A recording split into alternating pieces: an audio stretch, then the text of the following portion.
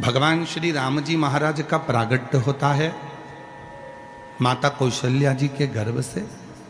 समय आने पर भगवान शंकर राम जी का दर्शन करने के लिए आते हैं। सुनिए ना कथा सबने, जम के तो बोलो जरा, ठीक है। अब जो रामचरितमानस में हुआ कि भगवान राम जी का प्रागट्य हुआ और भगवान भोलेनाथ भगवान शिव राम जी का दर्शन करने के लिए राम जी के दरवाजे पर, राम जी के द्वार पर, कौशल्या जी के दरवाजे पर गए दर्शन के लिए। और कौशल्या माता ने राम जी के स्वरूप का दर्शन भगवान शंकर जी को कराया।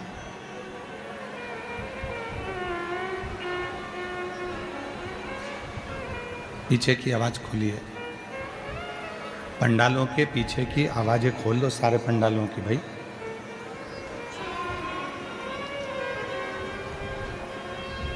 कौशल्या जी के सामने भगवान देवादिदेव महादेव एक योगी का रूप धरकर, एक साधक का रूप धरकर गए।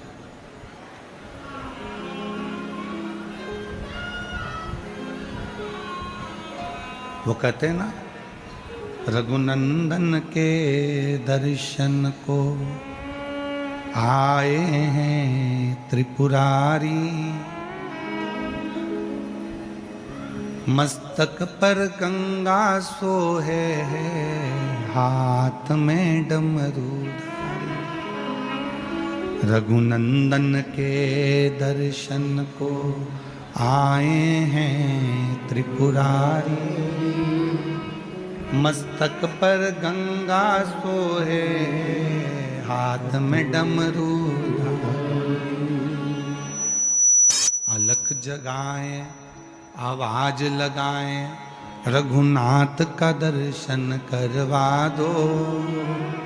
अलख लगाए, आवाज लगाए, रघुनाथ का दर्शन करवा दो। रघुनंदन के दर्शन को आए हैं त्रिपुरारी, रघुनंदन के दर्शन को आए हैं। आवाज लगा रहे हैं, राम जी का दर्शन करा दीजिए। मैंने सुना है इस घर में दशरथ जी के महल में कोई बालक का जन्म हुआ है और वो बालक बड़ा सुंदर है। अंदर से एक सखी ने आवाज लगाकर कहा दासी ने कि बाबा तुम इतने बड़े संत होकर बच्चे के सुंदरता पर मोहित हो रहे। तो योगी के रूप में, साधु के रूप में मेरे भोले बाबा कहते हैं वो बच्चा नहीं है, स्वयं त्रिलोकी का नाथ कौशल्या जी की गोद में प्रकटा है। वो बच्चा नहीं है, स्वयं त्रिलोकी का नाथ माता कौशल्या की गोद में आया।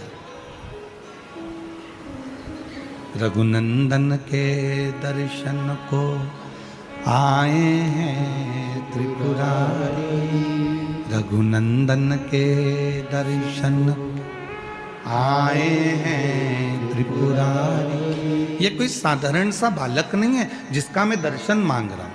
ये कोई साधारण सा बालक नहीं है जिसके लिए मैं आवाज लगा रहा हूं। मुझे इतने में दासी कौशल्या जी के पास में बैठी हुई माता कैकेयी से कहती हैं, सुमित्रा से कहती हैं कि दशरथ जी के द्वार पर माता कौशल्या जी आपके बेटे का दर्शन मांग रहा है एक सन्यासी, एक योगी, एक तपस्वी, एक साधक। कैकेयी ने कहा उसको ले जाओ, रतन का थाल दे दो। दासी एक रतन का थाल भरकर ले गई और बाबा जी को देने लगी। बाबा जी कहे मुझे रतन नहीं चाहिए। थोड़ा ध्यान देना इस कथा पर। कई लोग कह देते हैं शंकर भगवान को इतना दूध चढ़ाना पड़ेगा 108 लीटर। कोई कहता है शंकर जी के मंदिर को सोने से जड़वाना पड़ेगा। कोई कहता है भगवान शंकर को चांदी की जलाधारी लगाना पड़ेगी। कोई कहता है भगवान शंकर को चांदी का कपाट लगाना पड़ेगा। कोई कहता है भगवान शंकर को चांदी का कलश चाहिए। कोई कहता है भगवान शंकर को चांदी की थाली चाहिए। कोई कहता है भगवान शंकर को चांदी का कटोरा चाहिए। श्री शिव महापुराण की कथा कहती है मेरे भोले बाबा को ना सोना चाहिए ना चांदी चाहिए, मेरे भोले बाबा को तो तुम्हारा दिल चाहिए। जो दे सकता है वो शिव के पास। शिव को तुम्हारे धन से या तुम्हारी संपदा से या तुम्हारे वैभव से मतलब नहीं है।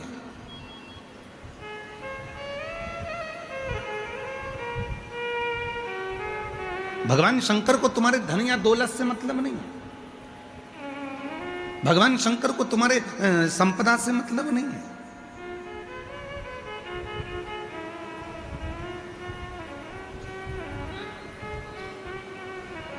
शिव को केवल तुम्हारा हृदय चाहिए। दासी आई हीरे रतन की थाली लेकर, लो बाबा झोली करो। बाबा जी बोले ये क्या है? तो कहा रतन है। शिव जी ने कहा वापस ले जाओ, केवल दर्शन चाहिए, रतन नहीं।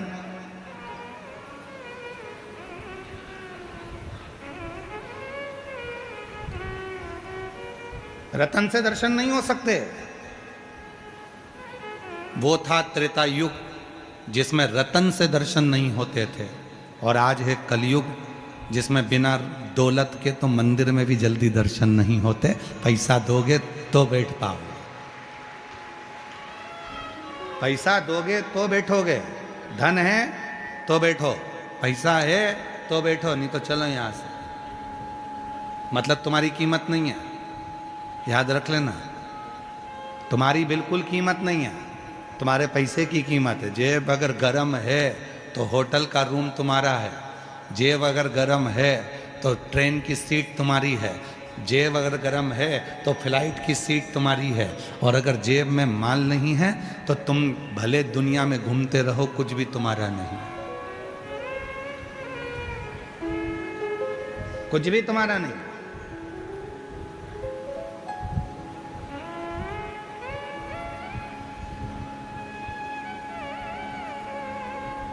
हमें रतन नहीं चाहिए। पहले का समय था त्रेता युग जिसमें रतन से भगवान का दर्शन नहीं चाहिए। पहले का समय था त्रेता युग जिसमें रतन से भगवान का दर्शन नहीं चाहिए। हमें केवल दिल से जाकर तो बोलो कौशल्या जी से कि दरवाजे पर योगी आया है, सन्यासी आया है, तपस्वी आया है, साधक आया है, उपासक आया है। इतने में दासी ने कहा, हमने कहा तो ये रतन किसने भेजे? तो ये माता कैकेयी ने भेजे। कौशल्या जी से कहो। फिर खबर गई माता सुमित्रा जी के कानों में, तो सुमित्रा जी ने कहा एक काम करो, अंबर पीतांबर लेकर जाओ, थोड़ा सा सुंदर सोना भरकर सोने की अशर्फियाँ ले जाओ, हमारे घर में बेटे जन्मे, दे दो बाबा जी को। बाबा जी के पास पहुँचे, बाबा ये सोना, तो ये किसने भेजा? थे सुमित्रा जी ने भेजा। ना ना ना, नहीं चाहिए, आप तो कौशल्या जी से कहो। तब माता कौशल्या जी के पास में खबर गई, और माँ कौशल्या जी के पास में खबर जाती है। एक बार जोरदार ताली बजाकर गलता पीठ से स्वामी जी महाराज का एक बार साधुवाद करते हैं। कौशल्या जी के पास में खबर गई, और माता कौशल्या जी ने कहा क्या बात है? तो कहा कि दरवाजे पर एक बाबा आया है, न धन चाहिए न दौलत चाहिए, सब कुछ देकर देख लिया, बस राम का दर्शन चाहिए, राम का दर्शन। और कितना सुंदर बात कही है महाराज, शिव महापुराण के अंदर एक बहुत सुंदर सी बात कही, धन देकर जल्दी दर्शन कर सकते हो, धन देकर जल्दी दर्शन कर सकते हो। धन देकर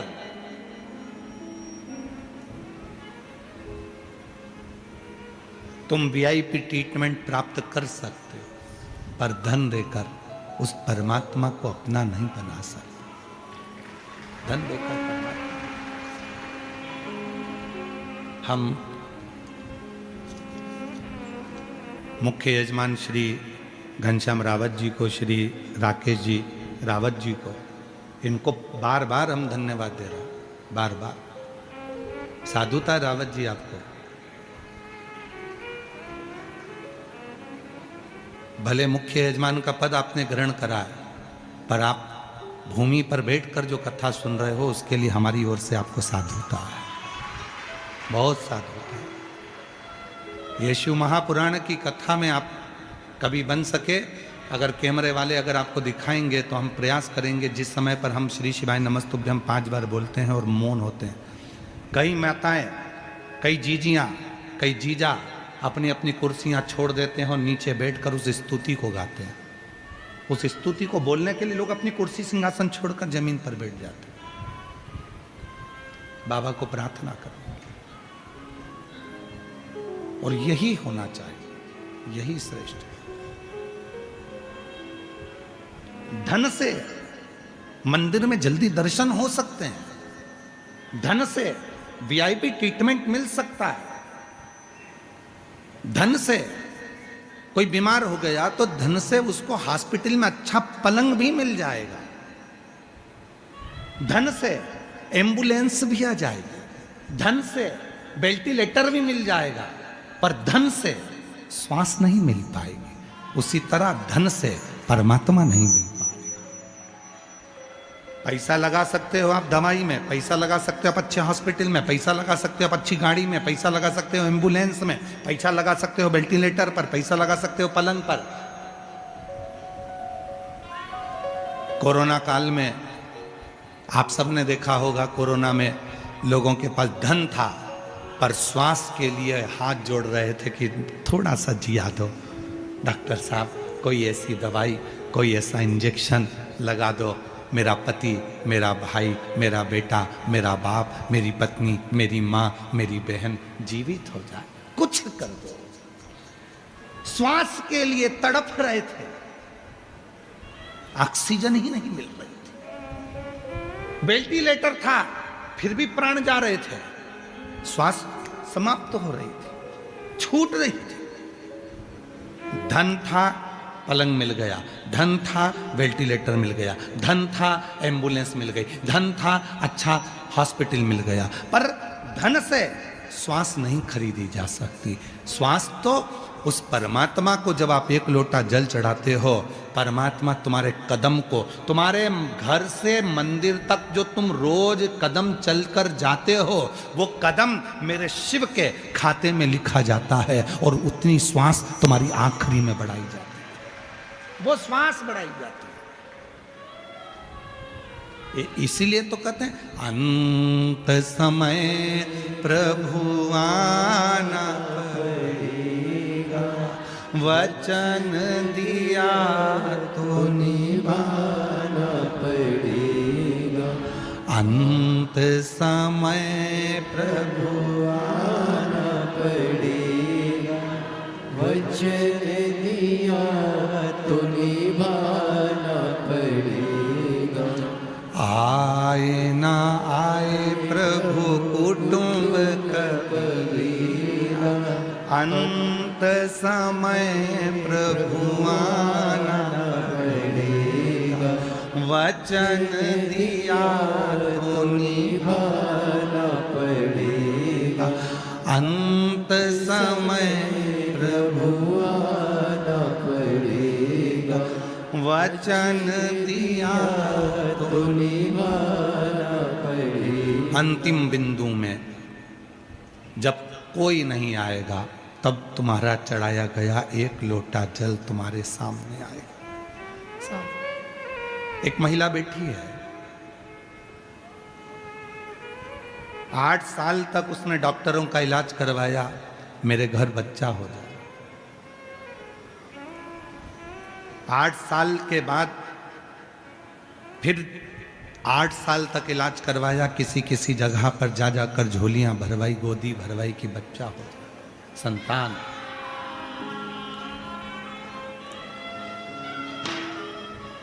23 साल निकल गए पर औलाद नहीं हुई।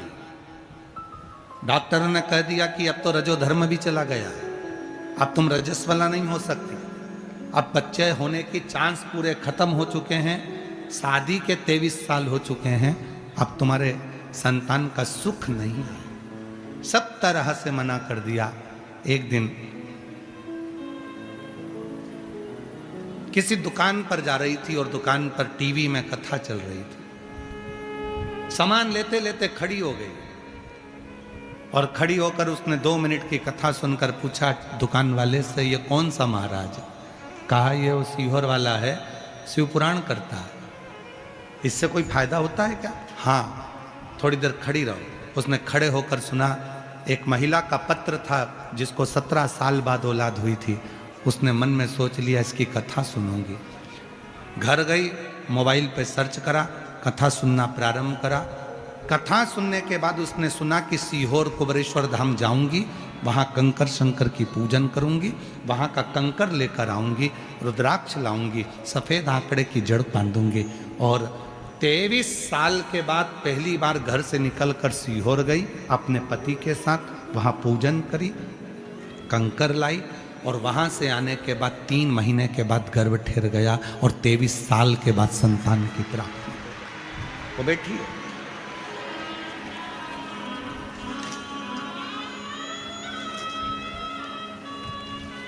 पत्र देखिए। मेरा नाम पूनम पवार, पति का नाम दिनेश कुमार पवार। 1 लोटे जल का क्या व्याख्यान करूं गुरुदेव। शादी को 23 साल हो गए गुरुदेव, शादी को 23 साल हो गए। मैं पूनम पवार, पति दिनेश कुमार पवार, 1 लोटे जल का क्या व्याख्यान करूं गुरुजी। मेरी शादी को 23 साल हो गए। 23 साल तक मुझे संतान नहीं। ऐसा कोई डॉक्टर नहीं छोड़ा, ऐसा कोई मंदिर नहीं छोड़ा जहां पर मैंने इलाज न करवाया हो। IVF भी करवाए पर संतान नहीं हुई। फिर कथा के बारे में मालूम पड़ा और बाबा की कृपा से पशुपतिनाथ का व्रत, कंकर शंकर की पूजन सीहोर जाकर करी और बाबा की कृपा से गुरुदेव बाबा ने मुझे संतान दी। आज मेरी संतान 14 महीने की हो गई है। मैं बाबा को यहाँ प्रणाम करने के लिए। मेरा नाम पूनम पवार, गांव काहनौर, जिला रोहतक, हरियाणा से हैं। और नीचे एक लाइन लिखी है, आप और हम उसको गुनगुनाते। अपनी किस्मत का ताला तुम खोलते चलो, श्री शिवाय नमस्तुभ्यं तुम बोलते चलो, श्री शिवाय नमस्तुभ्यं तुम बोलते चलो। कहीं बैठी हो और बच्चा साथ में आया हो तो ला सकती हैं, आ सकती हैं। 23 साल सुना, टीवी पर कहीं दुकान पर कथा चल रही थी, मन कर गया सुन। देखो शिव कैसा है। मेरे भोले बाबा को देना होता है ना तो वो ऐसे टांग आपको हाथ पकड़ा, पल्लू पकड़ा और पांव को खींच कर आपको कथा तक लेकर आए। हमने पहले भी कथा में कहा, जयपुर में भले लाखों लाख लोग रहते हों पर शिव महापुराण की कथा में वही पहुंचेगा जिसको भोले बाबा को 3 महीने में देना है। उसी को बुलाएगा ही नहीं, आते आते कैंसिल करा देगा, पर यहां तक उसी को बुलाएगा जिसको देना। मां जाओ कहो कौशल्या जी से जाकर सूचना करो कि मुझे दर्शन करना, मुझे धन नहीं चाहिए, मुझे पैसा नहीं चाहिए, मुझे सोने की असरफियां नहीं चाहिए, मुझे रतन नहीं चाहिए, मुझे माणिक मोती नहीं चाहिए। हम पैसे से दर्शन जल्दी कर सकते हैं, हम पैसे से हॉस्पिटल में कमरा खरीद सकते हैं, हम पैसे से सब कुछ कर सकते हैं, पर हम पैसे से ना तो श्वास खरीद सकते हैं और ना उस ईश्वर का आशीर्वाद खरीद सकते हैं। सब कुछ खरीदा जा सकता।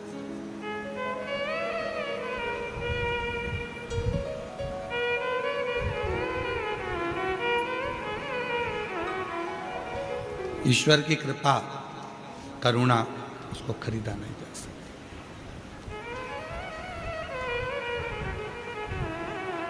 और अंत समय प्रभु, सब बोलिए सारे पंडाल, जितने भी पंडाल लगे, 1 2 3 4 5 और पीछे वाले 6 7 जितने भी पंडाल लगे सब बोलो। अंत समय प्रभु आना पड़ेगा,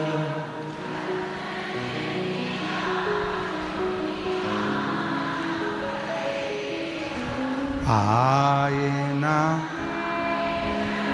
कुटुंब कबीला, अंत समय प्रभु वचन दिया। यही शावर मंत्र हैं जिसको बार बार दोहराया जाता है, यही शाबर मंत्र है। भले वो भजन की लाइन क्यों ना हो, कभी मंत्र के रूप में उसको पुकारा करो।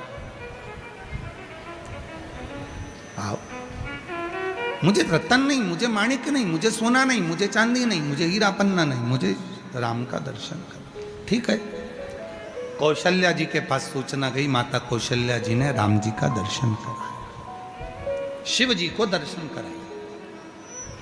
कौशल्या जी ने राम जी का दर्शन कराया, राम जी को वापिस कौशल्या मैया ले गई। अब कौशल्या मैया शिव जी के आगे हाथ जोड़कर बैठ गई।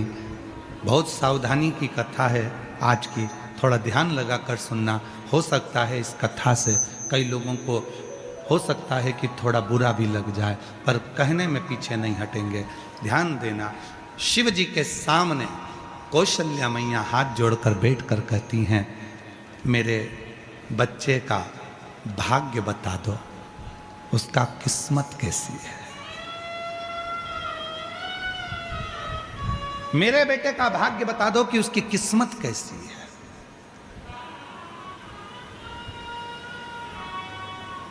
शिव जी मौन हो गए। शंकर भगवान ने मन में सोचा, मां कौशल्या जी से क्या कहूं। आज का व्यक्ति कहता है कि मैं तुम्हारी किस्मत बता सकता हूं, मेरे भोलेनाथ किस्मत नहीं बताए थे तो तुम में वो बल कहां से आ गया। शंकर भगवान स्वयं त्रिलोकी का नाथ, त्रिकालदर्शी, कैलाशी भी किस्मत नहीं बताया। शिव जी ने नहीं कहा कि तुम्हारे बेटे को 14 वर्ष वनवास भोगना पड़ेगा। शिव जी ने नहीं कहा कि तुम्हारी जानकी, तुम्हारी बहू भी वन में चली जाएगी। शिव जी ने नहीं कहा कि तुम्हारी बहू को एक ऋषि के घर में जाएगी, वहां बच्चे होंगे। शिव जी ने नहीं कहा कि तुम्हारी बहू पृथ्वी में समा जाएगी। शिव जी ने नहीं कहा कि तुम्हारा बेटा जल में समाधि ले लेगा। शिव जी ने नहीं कहा कि तुम्हारे बेटे को 14 वर्ष तक वनवास झेलना पड़ेगा। शिव जी ने नहीं कहा कि वन वन में एक बेर खाकर भी अपने जीवन को जीना पड़ेगा। शिव जी ने नहीं कहा। क्यों? कौशल्या जी कह रही हैं, बाबा मेरे बेटे का भाग्य बता दो। शिव जी ने जो बात कही, आज के मनुष्य को, आज के बेटा बेटी को वो धारण करना है अपनी बुद्धि। कौशल्या जी हाथ जोड़कर कहती हैं, मेरे बच्चे का भाग्य बता दो। शिव जी कहते हैं, मैं भाग्य नहीं बताता, भाग्य बना देता हूं।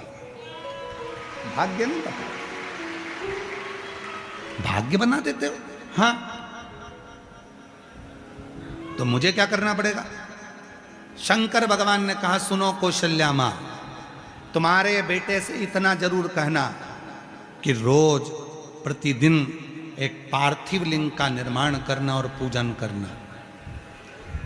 यदि आप लोगों में से कोई राम पथ गमन गया हो, राम जो 14 वर्ष के लिए वनवास गए थे, अयोध्या से लंका तक का जो रास्ता उन्होंने चुना था, जिस मार्ग से वो गए थे, पूरे राम पथगमन को भारत सरकार ने बना दिया है।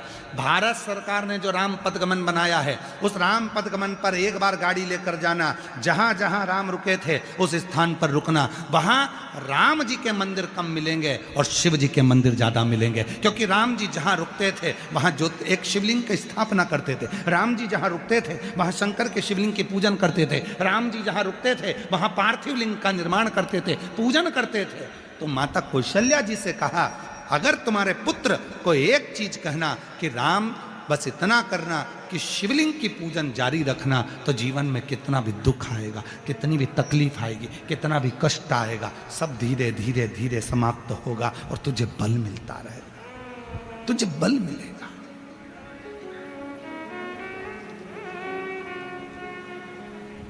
क्या देती है शिव पुराण? सबसे पहले भगवान शंकर अपने भक्त को बहुत बहुत बल प्रदान करते हैं, उसको धैर्य प्रदान करते हैं कि कोई कुछ बोलेगा तो धैर्यता रखना, कोई कुछ हो जाए तो धैर्यता रखना, थोड़ा बल अपने अंदर रखना, धैर्यता अपने अंदर रखना। ये शिव देते हैं, ये शंकर देते हैं, ये शिव प्रदान करते हैं बल। कौशल्या जी से कह दिया, मैं भाग्य नहीं बता सकता, पर बताओ मेरे देव अधिदेव महादेव भगवान स्वयं दशरथ जी के यहाँ जाकर मना कर देते हैं कि मैं भाग्य नहीं बताता। आज का व्यक्ति ऐसा पैदा हो गया संसार में, कलिकाल में इतने सारे लोग पैदा हो गए कि तुम्हारा भाग्य बता देते हैं, तुम्हारा भविष्य बता देते हैं, तुम्हारे जीवन की रेखा बता देते हैं। लोग कह देते हैं लाओ मैं बहुत बड़ा आचार्य हूं, मैं तुम्हारा हाथ देखकर बताऊंगा, लाओ मैं पत्रिका देखकर बताऊंगा तुम्हारे जीवन में कितना दुख है, लाओ मैं बताऊंगा तुम्हारे जीवन में कितना कष्ट है, लाओ मैं ये बताऊंगा तुम्हारे जीवन में कितनी तकलीफें हैं। ना, शिव महापुराण की कथा कहती है भगवान शंकर ने जन्म मरण परण ये 3 ऐसे हैं जो शिव जी ने अपने पास में रखा है। जन्म कब होगा, कहाँ होगा, कैसे होगा, शिव जानते हैं। मरोगे कैसे, कब मरोगे, कैसे मरोगे, कहाँ जाकर मरोगे, ये शिव ने अपने पास रखा। परणा, शादी, तुम्हारे लिए कितने भी लड़के देख लिए जाएं, तुम्हारे लिए कितनी भी लड़की देख ली जाए, पर जो शंकर जी को जिसके साथ तुम्हारा संबंध बांधना है वही मिलेगी और वही मिलेगा। कितना ही प्रयास करो।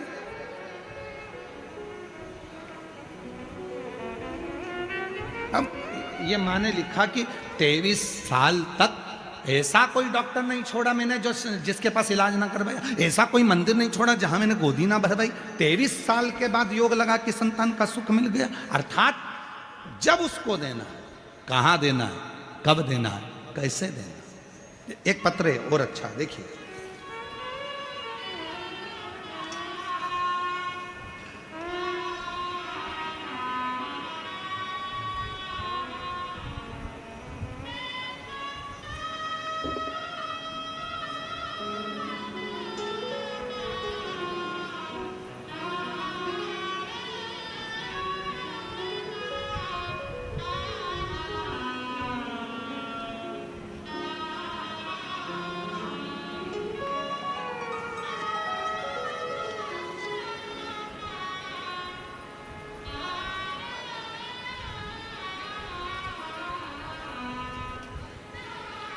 मैं प्रीति खंडेलवाल, पति का नाम आशीष खंडेलवाल, देवी नगर न्यू सांगानेर रोड सोंडाला जयपुर से हूँ। कहीं बैठी हो तो आ सकती हैं। भोले बाबा की महिमा का और उनके एक लोटे जल का क्या वर्णन करूँ। मेरे भाई की तैयारी करते करते 7 साल हो गए थे पर उसकी नौकरी नहीं लग रही थी। फिर गुरुदेव मैंने मेरे भाई को विद्याधर नगर स्टेडियम में जो कथा हुई थी उसमें उसको लेकर आई, कथा में लेकर गई और गुरुजी मेरे भाई को इन सब कथाओं पर विश्वास ही नहीं था। वो विश्वास नहीं करता था कि क्या पंडाल में बैठकर जो कथा सुनता है बाबा उसको 3 महीने में दे देता है। मेरे भाई को विश्वास नहीं था, उसने पत्र में लिखा है, आप भी पढ़ सकते हैं। मेरे भाई को विश्वास नहीं था क्या ऐसा हो सकता है कि कथा सुनो और 3 महीने में बाबा दे दे। लेकिन गुरुदेव वहाँ 1 दिन की कथा सुनने के लिए आया और 1 दिन की कथा ने उसकी जिंदगी बना दी। गुरुदेव विद्याधर नगर में उसने कथा सुनी और बाबा ने ऐसी कृपा करी कि वो भी आश्चर्य में पड़ गया। शिव जी ने 1 नौकरी नहीं 2-2 सरकारी नौकरियां मेरे भाई के खाते में डाल दी। 2-2 सरकारी नौकरियां, पत्र में खुद लिख रही, 2-2 सरकारी नौकरियां भाई के खाते में दे दी। और आज बाबा की कृपा से मेरा भाई रेलवे में JEN के पद पर नियुक्त हो गया। मैं बाबा को यहाँ प्रणाम करने के लिए बाबा को नमन। भले विश्वास नहीं, आप में से कई मेरी जीजियां भी ऐसी होंगी, कई मेरे जीजा भी ऐसे होंगे, कई मेरी बेटियां ऐसी होंगी, कई मेरे बेटा ऐसे होंगे, कई बुजुर्ग माँ बाप ऐसे आए होंगे जो केवल परखने के लिए आए होंगे कि हमने सुना है बाबा कथा कहता है, सियोर वाला बाबा आता है कथा कहता है और कथा कहने पर उससे जो प्रार्थना करी जाए वो बाबा देता है। कई ऐसी आई होंगी, कई ऐसे मेरे जीजा आए होंगे जो परीक्षा करने के लिए आए होंगे। हम भी देखें वो देता है कि नहीं देता। पर खाली न जाता कोई दर से तुम्हारे, खाली न जाता कोई दर से तुम्हारे। मैं भी खड़ी हूँ नन्ही बाहें पसारे, अपने हृदय से लगा लो, गिरा जा रहा हो, उठा लो, भोले अपने दर से अब तो न टालो, गिरी जा रही हो, उठा लो, उससे प्रार्थना करो। यहाँ टाइम बर्बाद करने के लिए मत आओ, भीड़ बढ़ाने के लिए बिल्कुल मत आओ। आप अन्य कथाओं में चले जाना भीड़ बढ़ाने के लिए, पर शिव पुराण में भीड़ बढ़ाने बिल्कुल मत आना, क्योंकि भीड़ बढ़ाने तुम्हारी भीड़ बढ़ती है और जजमान परिवार और समिति और सबके श्वास ऊपर नीचे होने लगती है। भीड़ को भीड़ बढ़ाने के लिए शिव पुराण में मत आओ, समय बर्बाद करने के लिए शिव पुराण में मत आओ। तुम्हारा मन पड़े बाकी की कथा में जाना, पर शिव पुराण में अगर आए हो तो यहाँ भीड़ बढ़ाने के लिए नहीं, समय खराब करने के लिए नहीं, यहाँ बाबा को अपने मन का भाव करने के लिए, अपने बाप से, अपने पिता से, शिव से बात करने के लिए, दिल से उसको बोलने के लिए, हृदय से प्रार्थना करने के लिए, निवेदन करने के लिए।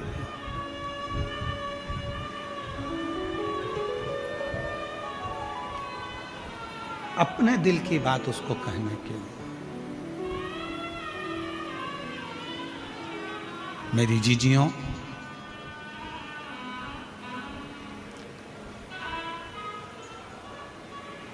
अच्छा विचार कर कर जिस दिन बाबा के पास में आओगी ना, उस दिन बाबा आपको कभी खाली नहीं छोड़ेगा। अच्छी सोच रखकर जिस दिन आओगे, घर से चलो ना तो ये विश्वास के साथ चलना कि मैं कथा में जा रही हूं और मेरा ये दुख मेरा बाबा मिटाएगा, तो ये पक्का है। यहां से जाया करो तो यहाँ की मिट्टी को नमन कर कर कहकर जाया करो, तू मेरे घर कब आएगा, मैं बहुत दुखी हूं, कष्ट में हूं। हे काल अधिपति महाकाल, हे मेरे विश्वनाथ, हे मेरे सोमनाथ, हे मेरे मल्लिकार्जुन, हे मेरे कुबरेश्वर बाबा, तू मेरे यहाँ कब आए, मेरा दुख मिटाने के, मेरा कष्ट मिटाने के।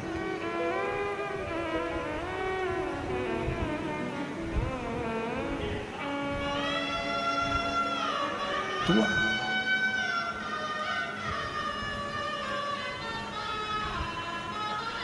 तेरे बिना चित्त नहीं लगता, तेरे बिना मन नहीं लगता, तू आएगा तो मेरा दुख मिटेगा, बिना आए दुख नहीं मिट सकता। शिव जी ने कह दिया, कौशल्या जी मैं किसी का भाग्य नहीं बताता, पर मैं भाग्य बना देता हूं। ये तो हो गई त्रेता युग की बात। अब बजाओ द्वापर युग में, जब भगवान कृष्ण का जन्म हुआ, शिव जी दर्शन करने गए। श्री कृष्ण के दर्शन करने चले सदा शिव गोकुल में, गली गली में शोर मचावे, चले सदा शिव गोकुल में। अब आ जाओ द्वापर में, भगवान कृष्ण के दर्शन करने आए। यशोदा जी ने भी लाला का दर्शन कराने से पहले धन दिया, दौलत दिया, संपदा दी, पर नहीं दिया बेटा। पर भगवान ने कुछ नहीं लिया, दर्शन लिया, केवल दर्शन। कई लोग मिलेंगे आपको जो आपसे कहेंगे शिव जी के मंदिर में जाया करो तो शंकर जी से कुछ मत मांगा करो। कई लोग मिलेंगे जो आपसे कहेंगे शंकर जी पे चढ़े हुए जल का आचमन मत करा करो। कई लोग मिलेंगे जो कहेंगे शंकर जी पे चढ़ा हुआ जल मत पीना। कोई कहेगा बेलपत्र मत खाना, कोई कहेगा ये मत करना, कोई कहेगा वो मत करना। उनको हाथ जोड़कर कह दो कि वो मेरा बाप है, वो मेरा पिता है। शिव महापुराण में लिखा है, कायिक, वाचिक और मानसिक 3 पाप शंकर जी को चढ़े हुए जल का आचमन करने से तुरंत समाप्त हो जाते हैं। और सियोर वाले महाराज की बात मत मानना, बिल्कुल मत मानना। सियोर वाले बाबा को सुनने आए हो पर उनकी बात मत मानना। आप तो गीता प्रेस गोरखपुर की शिवपुराण लेकर आओ, उसकी विद्येश्वर संहिता पढ़ो। उस विद्येश्वर संहिता में तुम्हें मिलेगा कि भगवान शंकर पर जल चढ़ाकर उस जल का आचमन करने से, उस जल को पीने से 3 ताप समाप्त हो जाते हैं, कायिक, वाचिक और मानसिक। 3 ताप समाप्त। आप तो उनका स्मरण करो, पाठ करो। गीता प्रेस गोरखपुर की शिवपुराण लेकर आओ, उसको पढ़ो, अध्ययन करो।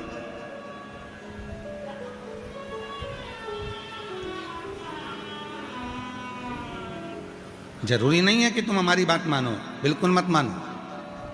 आप तो पढ़ो, अध्ययन करो, स्मरण करे। और जितने शिव भक्त इस जयपुर की पवित्र धरा पर सारे पंडालों में बैठे हुए हैं, उनसे भी, और जितने आस्था चैनल पर सुन रहे हैं, जितने फेसबुक यूट्यूब पर सुन रहे हैं, जितने सोशल मीडिया पर श्रवण कर रहे हैं, उनसे भी निवेदन करूंगा, जिस दिन तुम्हारा भरोसा पक्का हो जाए कि कोई मुझे नहीं देगा, देगा तो मेरा बाप, मेरा शिव देगा, उस दिन शिव की शरण में जाओ। पड़ोसी को कितना भी चाय पिला लो, पड़ोसन के घर के कितने भी बर्तन धो लो, पड़ोसन के कितने भी अचार खिला दो, पड़ोसन के घर की माताजी को कितनी भी साड़ी पहना दो, पर पड़ोसन के पास करोड़ों का धन होगा, पर वो अपनी प्रॉपर्टी तुमको नहीं देगी। मेरी बहुओं से निवेदन है, मौसी सास को कितना भी तुम पाँव पड़ लो, मामी सास के कितने भी पाँव पड़ लो, चाची सास के कितने भी पाँव पड़ लो, ताई सास के भी कितने पाँव पड़ लो, पर वो तुम्हें सोने की चैन नहीं देगी। सोने की चैन भले सास से कितना भी झगड़ा हो जाए, लड़ाई हो जाए, पर आखिरी में जब बंटवारा होगा तो सास की सोने की चैन तुझे जरूर मिलेगी। वो ताई सास नहीं देगी, वो चाची सास नहीं देगी, वो मौसी सास नहीं देगी, वो मामा ससुर नहीं देगा, वो पड़ोसन नहीं देगी, वो रिश्तेदार नहीं देंगे, वो कुटुंबी नहीं देंगे। आखिरी में वो चैन तुझे तेरी सास की तुझे ही मिलेगी। भले वो लड़ाई हो, झगड़ा हो, कितना भी विवाद हो, पर देगी वही। उसी तरह तुम सब दूर घूम कर आ जाओ, आखिरी में शांति, वैभव, धन, दौलत, संपदा और जीवन का सुख कहीं नहीं मिलेगा। वो मिलेगा तो शिव की शरणागति में ही मिलेगा, शंकर के पास। तुम पूछो मत पूछो, तुम जल चढ़ाओ मत चढ़ाओ, तुम श्री शिवाय नमस्तुभ्यम बोलो मत बोलो, तुम पंचाक्षर और नमः शिवाय बोलो मत बोलो, तुम ओम नमः शिवाय षडक्षर बोलो मत बोलो, पर आखिरी में पाला उसी से पड़ेगा। अंत समय प्रभु आना, अंत में पाला उसी से पड़ने वाला, किसी दूसरे से पाला नहीं पड़ेगा, पाला उसी से पड़ेगा। 2 देवियों के नाम का स्मरण प्रत्येक घर में याद रखने वाला प्रसंग है, घर घर के बच्चों को याद रखना चाहिए। एक है अर्पणा और दूसरी है तिलकेश्वर। शरीर में कहीं गांठ हो गया, तिलकेश्वर। गठिया हो गया, थायराइड हो गया, सोरायसिस हो गया, महाराज केवल ये जो स्थान है, फिर ध्यान देना, पूर्ण जल नहीं चढ़ेगा, नहीं तो आप लोग पूर्ण जल की बात करें। आपको जो जल चढ़ाना है गठान के लिए भी, वो केवल जो ये आधा बिंदु है, चंद्र, आधा चंद्र जो माता का हस्त कमल है, जल को यहाँ नहीं लेके जाना है आपको, कलश को केवल इसी स्थान पर आपको घुमाना है। जब लोटा घुमाएंगे तो यहीं जल चढ़ाएंगे, इसी स्थान पर, केवल जलाधारी वाले। दिख तो रहा है ना सबको, जम के तो बोलो। एक शिवलिंग रखा है पीछे, लाओ जरा शिवलिंग लाओ, हाँ लाओ जरा।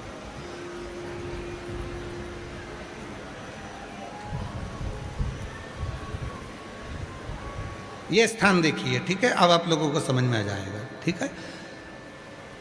तिलकेश्वरी माता का जब नाम लेकर जो जल चढ़ाएंगे, तो जैसे ये अपना कलश है, कलश से जल चढ़ाएंगे तो यहाँ से चढ़ाएंगे और यहीं तक जाएगा, फिर जल चढ़ाकर यहीं से यहीं पर उस जल को समर्पित करते रहेंगे, तिलकेश्वरी माता का नाम लेकर, तिलकेश्वर महादेव का नाम लेकर। और नीचे कटोरी लगा कर रखें, उस जल को उसमें झेल कर लाएं और उस जल का सेवन करें। उसी तरह यदि थायराइड है, सोरायसिस है, या शरीर से जुड़ी हुई कोई भी तकलीफ अपने शरीर में आती है, तो दुर्वा, सप्त दुर्वा 7 स्थान पर ऐसे रख दें और उसी जल को फिर चढ़ाएं। उसी 7 दुर्वा को लेकर आ जाएं एक एक दिन तक एक एक दुर्वा को खाना प्रारंभ करो, फिर थायराइड की जांच करवाओ। 8 दिन 15 दिन के बाद आपको मालूम पड़ेगा कि थायराइड कंट्रोल में आ गया और आपका शरीर अच्छा काम करना प्रारंभ करेगा। सोरायसिस वालों के लिए भी विशेष। कौन सी देवी? जम के बोलो। तिलकेश्वरी माता। वर्णन आया है शिव महापुराण में। रेवी का क्या समर्पित करें, क्या आदेश? साधना कर रही है, जो मिला वो समर्पित कर रही है, जो मिले। कभी कोई देवी देवता नहीं कहता कि मुझे इतना देना, कोई देवता नहीं कहता। शिव महापुराण की कथा तो यहां तक कहती है कि भगवान शंकर कभी नहीं बोले आपसे कि आप मुझे इतना दीजिए। आप तो अपना भाव, अपना दिल, हृदय दे। रेविका ने साधना करी, शिव प्रसन्न हो। जो रेविका ने जले हुए पेड़ की पत्तियों का अंश भी दिया है, वो भी शिव ने माँ जगत जननी को स्वीकार करने को कहा। और शिव जी, ध्यान दें, कभी कभी आप लोग जब पार्थिव शिवलिंग का पूजन करते हो ना, पार्थिव पूजन करते हो, तो पार्थिव शिवलिंग का जब पूजन करते हो तो कभी कभी काले तिल शिव जी को चढ़ाते हो। बोलो, चढ़ाते हो कि नहीं चढ़ाते हो? चढ़ाते हो ना। क्यों चढ़ाते हो? हमारे शरीर में और हमारे घर के अंदर कोई रोग बड़ा यदि प्रवेश कर रहा है तो वो रोग प्रवेश ना, रोग प्रवेश ना। आजकल बहुत सारे लोग ऐसे हो गए कि जो काला तिल है वो ज़्यादातर शिव जी की शिवपिंडी पर, शिवलिंग पर जाकर चढ़ाते हैं। पर शिव पुराण कहती है कि पार्थिव शिवलिंग जब बनाओ तो काला तिल जरूर चढ़ो। पार्थिव शिवलिंग, मंदिरों में जाकर काला तिल चढ़ाने की जरूरत नहीं है। मंदिर में तो अगर आप एक तिल की दाना, केवल एक काला तिल भी अगर समर्पित कर देते हो तो बहुत हो। एक चावल का दाना भी समर्पित कर देते हो तो बहुत हो। पर जब पार्थिव पूजन कर रहे हो, पार्थिव शिवलिंग का निर्माण कर रहे हो, किसी रोग के लिए, बीमारी के लिए, कोई दुख के लिए, कोई तकलीफ के लिए, तो उसको, हमारे जैसे शरीर में तिल की महत्वता होती है ना, सबके शरीर में तिल है। स्वयं भगवान देवादिदेव महादेव ने भी माता पार्वती को तिलकेश्वरी कहा है, क्योंकि उनके शरीर पर तिल का स्मरण करा। जो काली, जो पत्तियां जल गई थी, वो जली हुई पत्ती जो चढ़ाई गई देविका ने, जो चढ़ाई, उसके कारण पार्वती को तिलकेश्वरी कहा गया। और कितना महत्व है तिल का। पीठ पर अगर तिल होता है तो गुस्सा आता है, गालों पर यदि तिल होता है तो सुख समृद्धि देता है, हाथ पर अगर तिल देता है तो अन्नपूर्णा देता है, हथेली पर अगर तिल होता है तो हमको वैभव लक्ष्मी देता है, और महाराज पैरों पर अगर तिल होता है तो अटल लक्ष्मी का निवास देता है। कितना तिल का महत्व हमारे यहां कहा है, कितना तिल।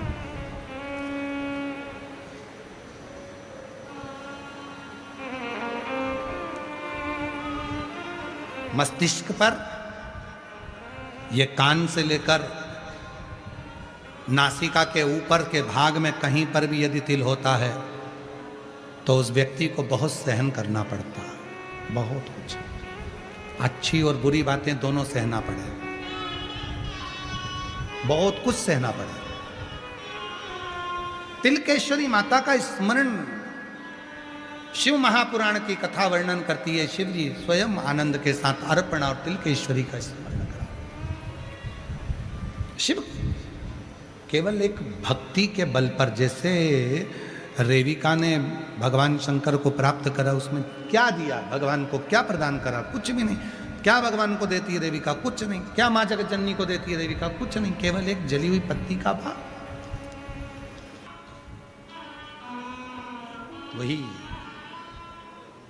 और मैंने तेरे ही भरोसे, अंत में उसी बाबा तेरे ही भरोसे हवा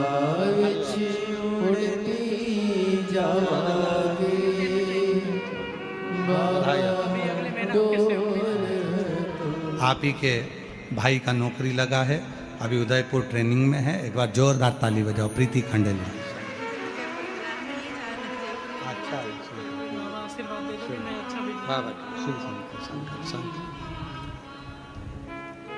जो जैसी भावना लाया वो वैसा ही फल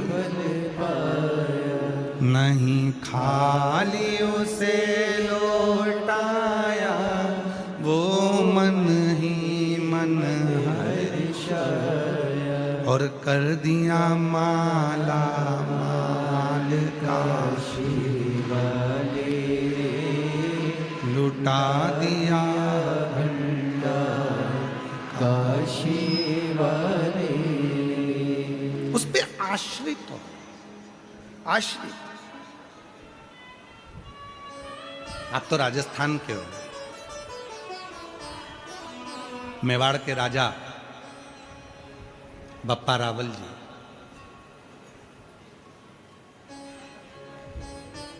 जिन्होंने एकलिंग जी की स्थापना करवाई। आप राजस्थान के हो,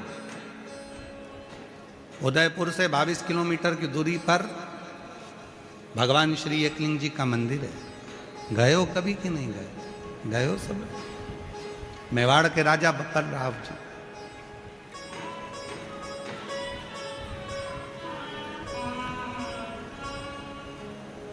ध्यान देना, जब मेवाड़ पर आक्रमण हुआ, वहां के महाराज ने अपने पुत्र बप्पा रावल जी को एक गुरु के पास में वन में भेज दिया। बप्पा रावल जी वन में चले गए, छोटे थे, वहीं पर शस्त्र विद्या, वहीं शास्त्र विद्या, सारी विद्या उन्होंने वहीं ग्रहण करी। एक दिन गुरु जी के मुख से निकल गया,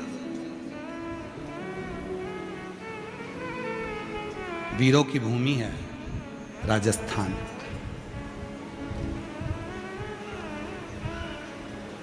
यहां की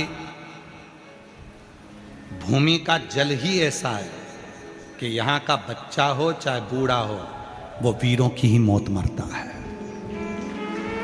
उस समय वीरता का गुण होता है, वीरों की भूमि है राजस्थान।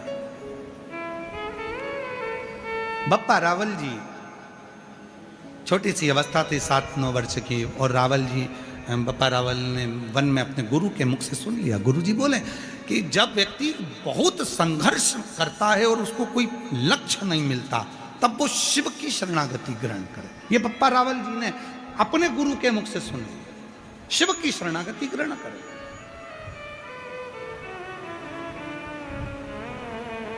और बप्पा रावल जी ने शिव शरणागति का वो भाव सुन लिया, धारण कर लिया। एक दिन बप्पा रावल जी जब छोटे थे, पहुंच गए वन में, गुरु जी से कहा आज गाय मैं चराऊंगा। ठीक है, चले जाओ।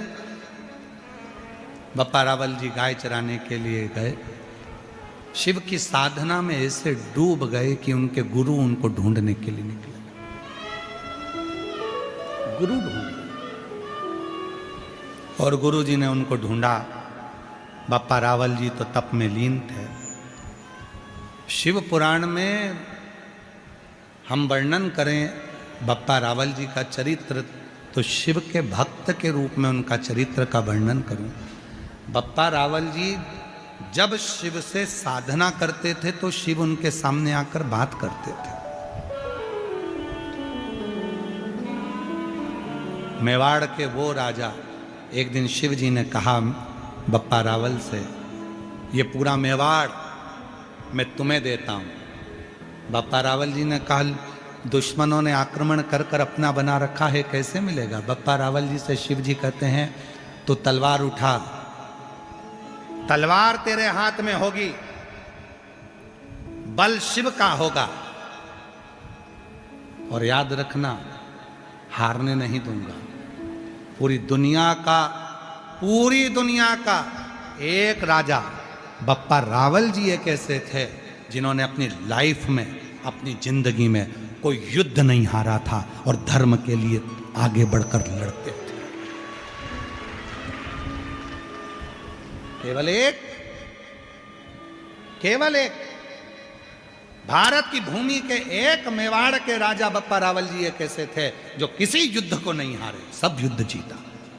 और उनसे पूछा गया, जब उनके बच्चे बड़े हुए और उनको सिंहासन देने का समय आया, तो बप्पा रावल जी ने कहा, अरे सुनो, याद रखना कि इस मेवाड़ का राजा यदि कोई है तो वो एकलिंग जी स्वयं शिव हैं, और हम तो केवल उनके सेवक हैं, केवल हम केवल सेवक। अब कितना विश्वास होगा। उन्होंने अपने बच्चों से कह दिया, आज भी मेवाड़ में राजा एकलिंग जी को ही माना जाता है।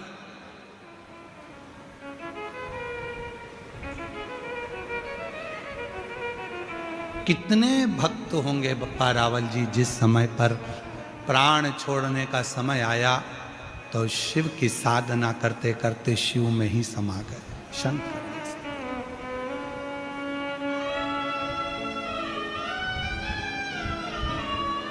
शिव में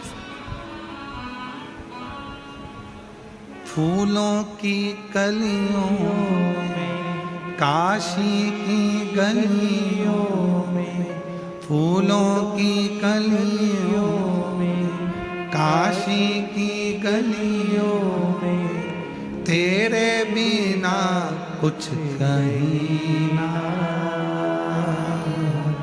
तेरे बिना भी क्या जीना, ओ शंभू रे, तेरे बिना भी क्या जीना, ओ बाबा रे, तेरे बिना भी क्या जीना। फूलों की कलियों में, काशी की गलियों में, फूलों की कलियों में, काशी की गलियों में, तेरे बिना कुछ कहीं ना, तेरे बिना भी क्या जीना, ओ बाबा रे, तेरे बिना भी क्या जीना। बप्पा रावल जी शिव को अपना सर्वस्व छोड़ देते हैं। शिव को सर्वस्व दे देना, संपूर्ण जीवन शिव को दे देना। और हुआ क्या, जब हम अपना पूरा सर्वस्व शंकर भगवान को दे देते हैं तो शिव जी उसको स्वीकार कर कर उस घर का संचालन शिव करते हैं। हम आपको बोलते हैं, अपने घर के दरवाजे पर श्री शिवाय नमस्तुभ्यम का एक स्टिकर चिपका दो, पेन से लिख दो श्री शिवाय नमस्तुभ्यम अपने घर के दरवाजे पर। यह घर मेरा नहीं है, यह स्वयं देवाधिदेव महादेव का है। उस घर के अंदर यदि कोई तकलीफ भी आने वाली होगी तो दरवाजे पर श्री शिवाय नमस्तुभ्यम देखकर वापस लौट जाएगी, खुशियां उसमें प्रवेश करें। शिव के आश्रित। कौशल्या जी से कहा, कौशल्या जी भगवान शंकर जी से कहती हैं, बाबा तुम्हें जो चाहिए, हीरा मोती रतन माणिक जो चाहिए तुम ले लो। श्री कृष्ण के दर्शन करने चले सदा शिव गो। भगवान कृष्ण के दर्शन करने के लिए आए। शिव जी ने कहा कुछ नहीं चाहिए, केवल लाला का दर्शन। दर्शन करा, दर्शन करने के बाद लाला को जब कौशल्या जी ने अंदर पलने में सुला दिया, कौशल्या जी हाथ जोड़कर खड़ी हो गई बाबा के सामने। बाबा मेरे बच्चे का भाग्य बता दो, भविष्य बता दो, उनका भाग्य बताओ। शंकर भगवान बोले, मैं किसी की किस्मत नहीं बताता, बस मेरा काम है किस्मत बताने का नहीं, भाग्य बताने का नहीं, मेरा काम है किस्मत बनाने का, भाग्य बनाने। मैं बताता नहीं हूं।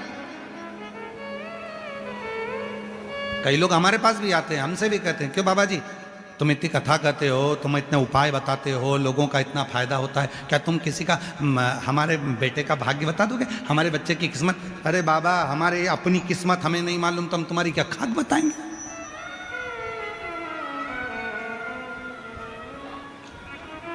अगली घड़ी अगला पल क्या होने वाला है किसको मालूम?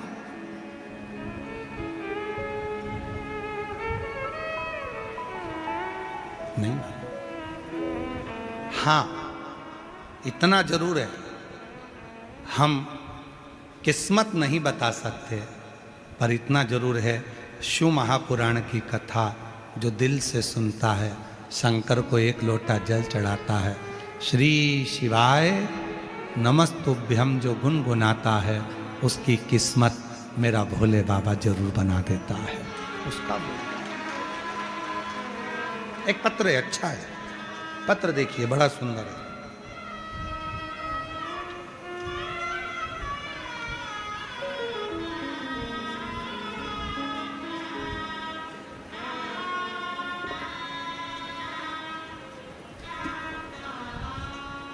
मैं सेजल अनिल गोयल, मेरा नाम सेजल अनिल गोयल, बरकत नगर जयपुर की रहने वाली हूँ। महाराज जी, शादी को 9 साल हो चुके थे, पर कोई संतान नहीं थी। मेरी सास ने आपकी कथा टीवी पर सुनी और आँख की जड़ वाला उपाय करने को कहा। मैंने 2 बार उपाय किया, पर फिर भी मेरा गर्भ नहीं ठहरा। मैंने डॉक्टरों को किया, दिखाया, उन्होंने भी बोला कि आपको संतान नहीं हो सकती, मुश्किल है, संतान का सुख ही नहीं है। तब मेरी सास ने फिर कहा, तो टीवी पर कथा तो सुनाकर, वो सीहोर वाला बाबा बोलता है बैठा कर कथा सुनने के लिए, और जब कथा सुनकर उठे टीवी के सामने तो वहाँ की मिट्टी को भी अपने पेट पर लगाया कर। मैंने वही करा, कथा सुनती टीवी के सामने, वहाँ की मिट्टी को अपने पेट पर लगाती। पशुपतिनाथ का व्रत मैंने 2 बार करा। जब योग नहीं बना तब सीहोर पहुंच गई, कंकर शंकर की पूजन कर कर वहां का एक कंकर लेकर आ गई, रुद्राक्ष लेकर आ गई, शिव जी का चढ़ा हुआ रुद्राक्ष में जल चढ़ाकर उसको पीने लगी। बड़ोदरा गुजरात में आपकी कथा चल रही थी, तब उस कथा में बाबा की कृपा से, देवादिदेव महादेव की कृपा से, पूर्व में जो आपकी कथा हुई उस कथा का रस तत्व में मैंने श्रवण किया, और गुरुदेव बाबा ने ऐसी कृपा कर दी कि मुझे अंदाजा नहीं था कि कथा की मिट्टी भी कमाल कर जाती है। और बाबा ने मेरे गर्भ से 1 नहीं 2 बच्चों ने जन्म लिया बाबा की कृपा से। और दोनों बेटे, एक का नाम हमने शिवाय रखा और दूसरे का नाम हमने कान्हा रखा। ये शिव की कृपा से, शिव की। एक लाइन अच्छी लिखी है, आओ अपन गुनगुनाते हैं। सच कहते हैं हर कंकर में शंकर है, एक बार विश्वास करके देखो। फिर लाइन है, ओ मेरी झोली छोटी पड़ गई रे, तूने इतना दिया मेरे बाबा, मेरी झोली छोटी पड़ गई रे, तूने इतना दिया मेरे, इतना दे दिया कि मेरी झोली छोटी पड़ गई। 2 संतान, 2 पुत्र मेरी गोदी में 9 साल के बाद, 9 वर्ष के। डिगे ना विश्वास, भरोसा डिगना नहीं चाहिए। और जब भरोसा डिगता नहीं है तब शिव जरूर मिलता है, शिव मिलता है।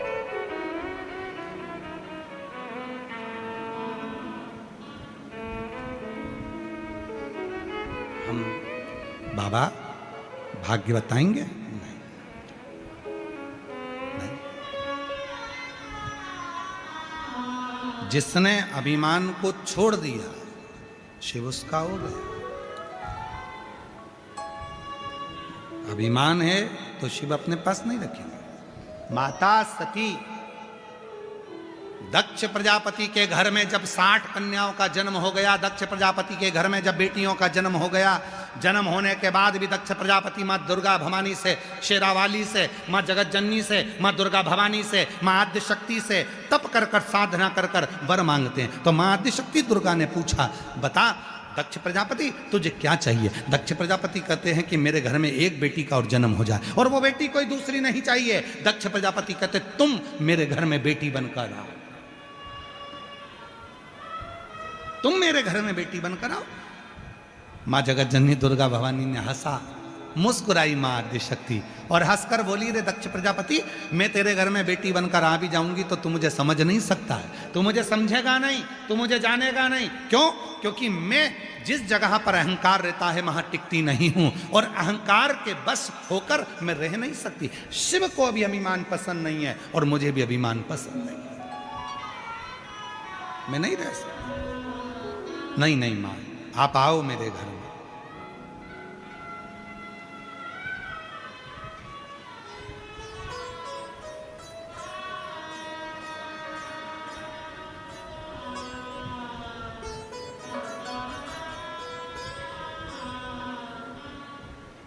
आई मां जगत जननी, दक्ष प्रजापति के घर में जन्म लिया। स्वयं मां आद्य शक्ति दुर्गा भवानी ने माता रति के गर्भ से सती बनकर जन्म लिया।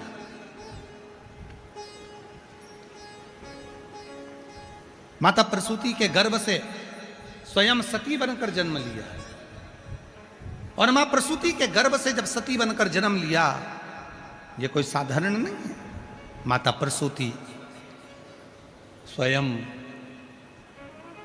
शिव साधना में रहती थी, जिनके घर में मां आद्य शक्ति का जन्म हुआ, प्रकट हुई, बड़ी हुई। विवाह का विचार आया कि सती का विवाह किससे करा जाए, तो किसी ने दक्ष प्रजापति से कह दिया वो शिव जी की साधना करती है, वो भगवान शंकर की साधना करते हैं। महाराज, इतनी छोटी सी बेटी और शंकर जी की साधना। अभी कथा प्रारंभ करी थी जब आपको कहा था कि शिव की साधना में ना समय देखा जाता है, शंकर की पूजन में ना समय देखा जाता है, ना उम्र देखी जाती है। कई लोग कहते हैं शंकर जी के मंदिर सुबह जाना चाहिए, कोई कहता है शिव जी के मंदिर शाम को जाना चाहिए। शिव महापुराण की कथा कहती है भगवान विष्णु के यहाँ बैकुंठ में दरवाजा है, ब्रह्मलोक में दरवाजा है, इंद्रलोक में दरवाजा है, गरुण लोक में दरवाजा है, वरुण लोक में दरवाजा है, स्वर्ग लोक में दरवाजा है, चारों धाम में दरवाजे हैं। पर शंकर भगवान जिस भूमि पर निवास करते हैं, कैलाश पर कोई दरवाजा नहीं है। भगवान शंकर के यहाँ कपाट का, दरवाजे का कोई काम नहीं।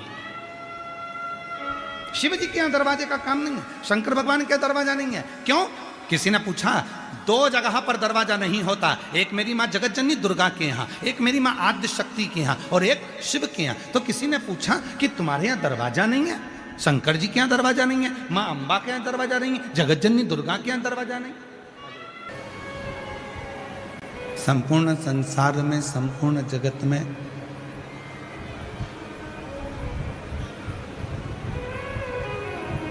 आज एक होड़ लगी हुई है। लंबे लंबे बाल बढ़ा लो, बहुत सारा त्रिपुंड लगा लो, बहुत सारी माला पहन लो,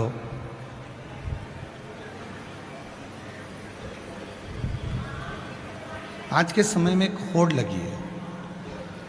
नकली नकली बाल भी मिलने लगे बड़ी बड़ी जटा बनाने के लिए। पर यदि भगवान शंकर की पवित्र कथा का स्मरण आप करेंगे और पूरी शिव पुराण को उठाकर आप देखेंगे, पूरी स्कंद पुराण को आप उठाकर देखेंगे, लिंग पुराण को, नर्मदा पुराण को, शिव पुराण को, इनको उठाकर यदि आप देखेंगे तो आपको मिलेगा कि बाहर का जो स्वरूप है, हमारे बाहर का जो स्वरूप है वो भले बदले ना बदले, पर शिव पुराण में लिखा है कि अपने भीतर को बदलने का प्रयास करो। तुम्हारे बाहर के स्वरूप से बाहर की आवाज़ अंदर आ रही है, पर अंदर की आवाज़ अंदर नहीं आ रही है। और आवाज़ क्लियर करो, डीले कम खोल के। तुम्हारे बाहर के स्वरूप से हो सकता है कि दुनिया रीझ जाए, पर परमात्मा को रिझाने के लिए बाहर का स्वरूप काम नहीं आता। भगवान को रिझाने के लिए बाहर के स्वरूप की जरूरत नहीं पड़ती। भगवान को रिझाने के लिए केवल भीतर का कोई स्वरूप जिसमें केवल एक परमात्मा से लगाव हो, विश्वास हो, श्रद्धा हो, भक्ति हो और दृढ़ता हो।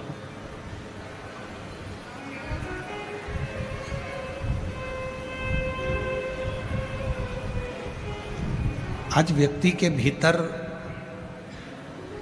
धन की कमी नहीं है, उसके पास में संपदा बहुत ज्यादा है। धन कम नहीं है, उसके पास में पैसे की कमी नहीं है।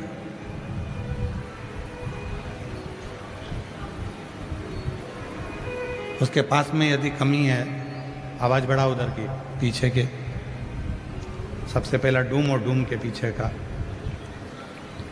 स्थान।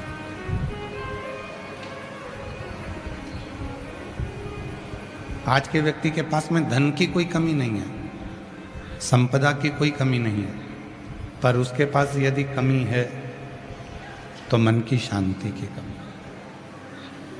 हृदय की शांति की कमी। और वो शांति उसको, आवाज खोलिए उधर की, एक लड़के को भेजो उधर पीछे की ओर, जरा मालूम करवा।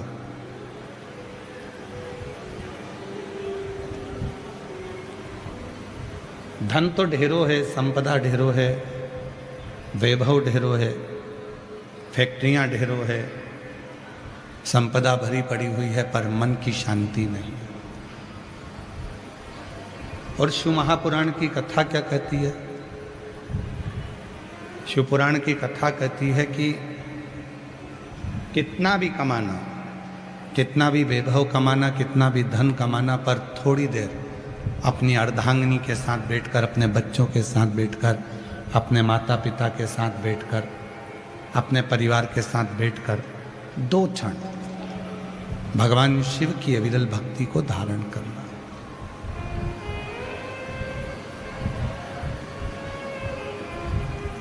क्यों? भगवान शंकर पार्वती जी से कहते हैं, पार्वती मैंने दुनिया के लोगों को बहुत वैभव दिया, मैंने दुनिया के लोगों को धन भी दिया, वैभव भी दिया, सत्ता भी दी, प्रतिष्ठा भी दी, सब कुछ दिया, पर एक है मन की शांति।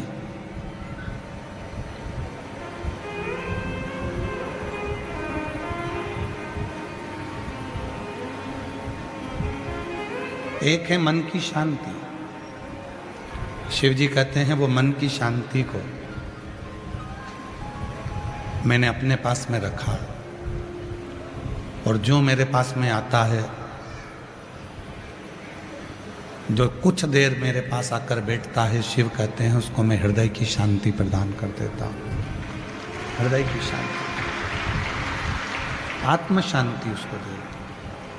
और मिलता है सच्चा सुख केवल भगवान तुम्हारे चरणों में, भगवान तुम्हारे चरणों में मिलता है सच्चा सुख केवल भगवान तुम्हारे चरणों में, भोलेनाथ तुम्हारे चरणों में। ये जो मन की शांति है, जो हृदय की शांति है, जो चित्त की शांति है, शिव के चरणों में प्राप्त होती है, राम के चरणों में प्राप्त होती है, कृष्ण के चरणों में प्राप्त होती है, भगवान के चरणों में प्राप्त होती है।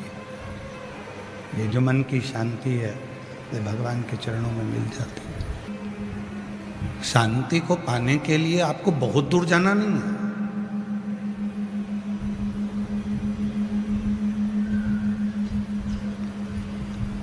इस शांति को ढूंढने के लिए आपको बहुत यहाँ वहाँ चक्कर काटने की जरूरत भी नहीं है। कहाँ जा रहे हैं? तो कहा कि हम अमरनाथ जा रहे हैं, हम केदारनाथ जा रहे हैं, हम वृंदावन जा रहे हैं, हम अयोध्या जा रहे हैं, हम काशी जा रहे हैं। हम मायापुरी, हम जगन्नाथपुरी, हम रामेश्वरम, हम द्वारका जा रहे हैं।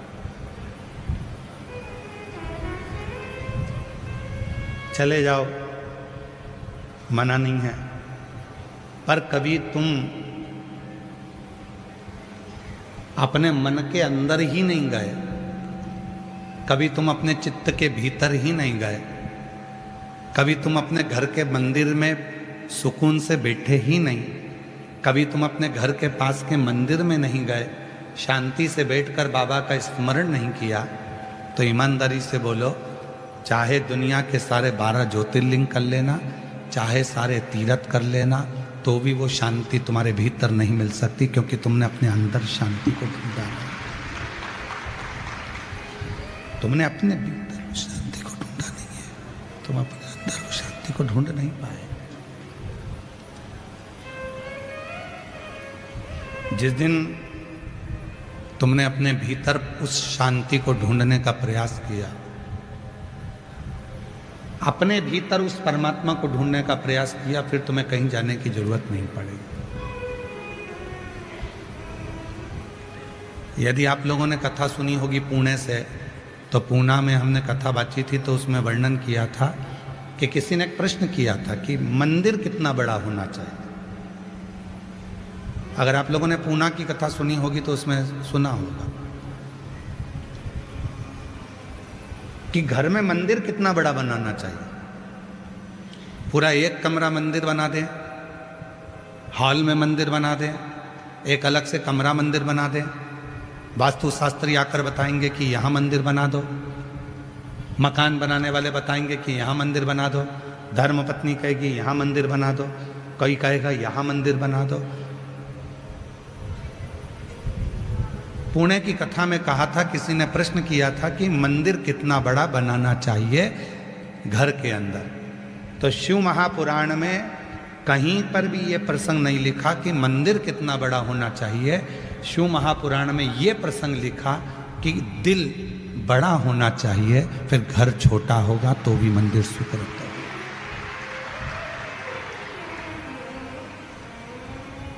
और तेरी पूजन को भगवान बना मन मंदिर हरीशा, तेरी पूजन को भगवान बना मन मंदिर हरीशा। मन जितना बड़ा बनाओगे, दिल जितना बड़ा होगा, मन जितना बड़ा होगा, चित्त जितना बड़ा होगा, हृदय जितना बड़ा होगा, परमात्मा तुरंत आकर बैठ जाए। अब घर तो बड़ा बना लिया, बंगला भी बड़ा बना लिया, मकान बड़ा बना लिया, मंदिर बड़ा बना लिया, सब कुछ बड़ा बनाया।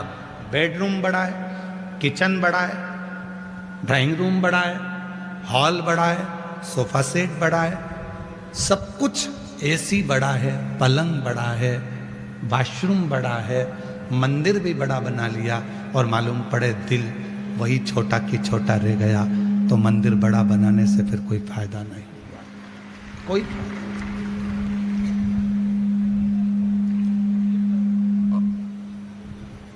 फिर वो मंदिर बनने से कोई फायदा नहीं हुआ। तुमने घर बड़ा बनाया, मकान बड़ा बनाया, किचन बड़ा बनाया, तुमने मंदिर बड़ा बनाया, और मन छोटा की छोटा रख दिया, हृदय छोटा की छोटा रख दिया। मन बहुत छोटा हो गया। 4 मेहमान घर में आ गए और तुम्हारा मुंह फूल गया, रिश्तेदार जरा सा कुछ बिगाड़ कर चले गए, तुम्हारा मुख फूल गया, मन छोटा हो गया। और शिवपुराण कहती है कि मन को बड़ा करिए, शंकर की कथा कहती है, शिव महापुराण की कथा कहती है, भगवान शंकर की कथा कहती है, शिव कथा वर्णन करती है कि अपने मन को बड़ा, चित्त बड़ा।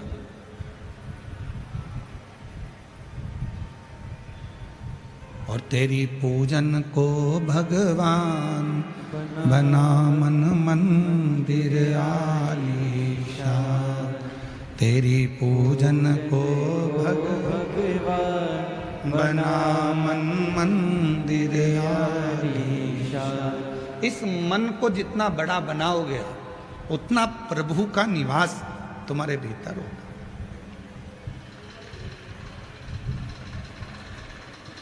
हम मनी बड़ा नहीं बना पा रहे,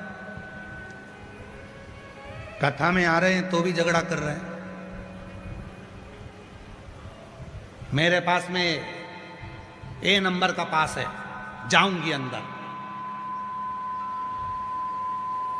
बाहर खड़े होकर लोग कह रहे हैं जगह नहीं है, भरा चुका है, तुम कोई दूसरा पंडाल चले जाओ। मेरे पास है ना, पास है ना, मैं जाऊंगा। मुझे अंदर जाना। क्या करने आए हो?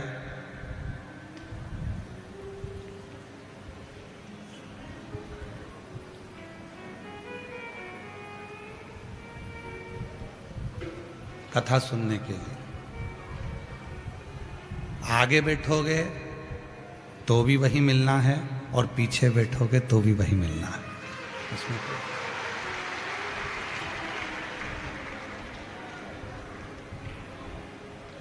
कुर्सी पर बैठोगे तो भी वही मिलना है, सोफा पे बैठोगे तो भी वही मिलना है, और जमीन पर बैठोगे तो भी वही मिलना है।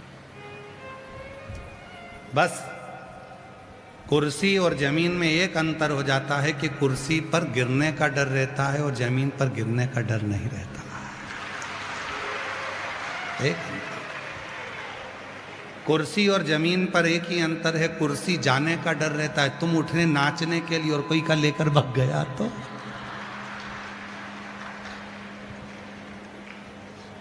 कुर्सी जाने का डर रहता है और जमीन जाने का डर नहीं रहता है। ये जितने जितने व्यापारी हैं ना, ये जितने जितने व्यापारी हैं, ये व्यापारी बड़े समझदार होते हैं। मालूम है, ये कभी भी सोना, हीरा, चांदी, माणिक, मोती ये नहीं खरीदते, ये खरीदते हैं जमीन। क्यों? क्योंकि इनको मालूम है सोना कोई चुरा कर ले जा सकता है, जमीन कौन चुरा कर ले जाएगा। जहाँ की जाइए एक बाउंड्री खींच दो, दरवाजा लगा दो, लिख दो राम सिंह की जमीन, कौन लेकर जाए। कुर्सी जाने का डर लेता है। जिसके पास कुर्सी रहती है ना, उसको जाने का बहुत भय रहता है। चली गई तो, चली गई तो, चली गई तो, नाचे उठे नाचने के लिए लेकर कोई भग गया तो। कुर्सी का डर, जमीन का डर।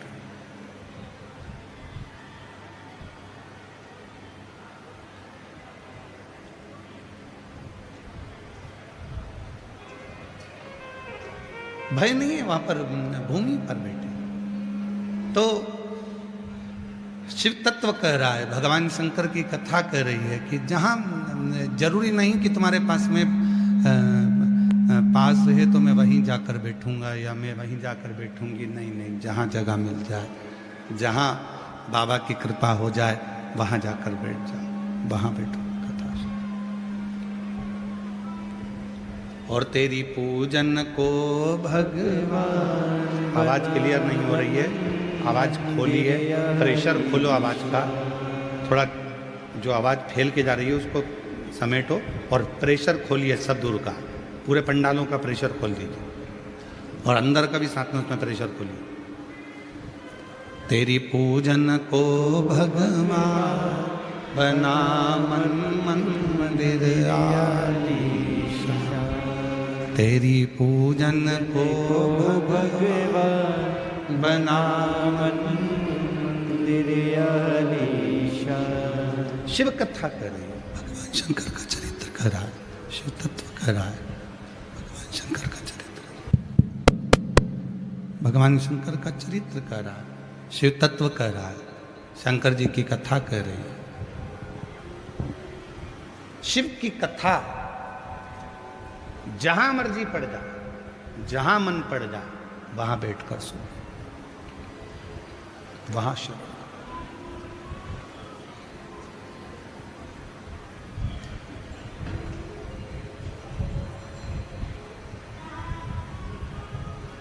जहां इच्छा मन, बस शिव को भजना, शंकर को भजना।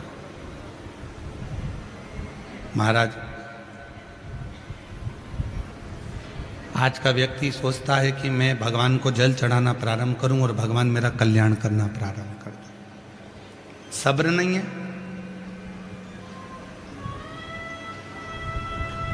यहां पर भी कई मेरी जीजियां बैठी हैं, कई मेरे जीजा बैठे हैं, कई मेरी बेटियां बैठी हैं, कई मेरे बेटा, कई मेरे बुजुर्ग माँ बाप बैठे हैं।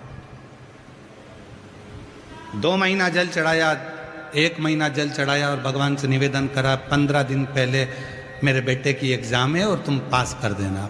20 दिन हुए जल चढ़ाते चढ़ाते, 15 दिन हुए और भगवान पे प्रेशर दे रहे, पास कर देना नहीं तो कथा में नहीं जाऊंगी। भाई 20 दिन हुए हैं जल चढ़ाते हैं, कथा सुनते सुनते अभी लगभग 2, 3, 4 कथा ही सुनी है और उतने में भगवान पे प्रेशर दे रही है, मेरा ये काम कर देना। हम आपसे पूछते हैं बच्चे को जन्म लेने में कितने महीने लगते हैं? जम के बोलो जरा। 9 महीने। फैक्ट्री को बनाने में कितना समय लगता है? 2 साल। दुकान को बनाने में कितना समय लगता है? 1 साल। मकान को बनाने में कितना समय लगता है? 1.5 साल, 2 साल, 6 महीना, 9 महीना, 10 महीना।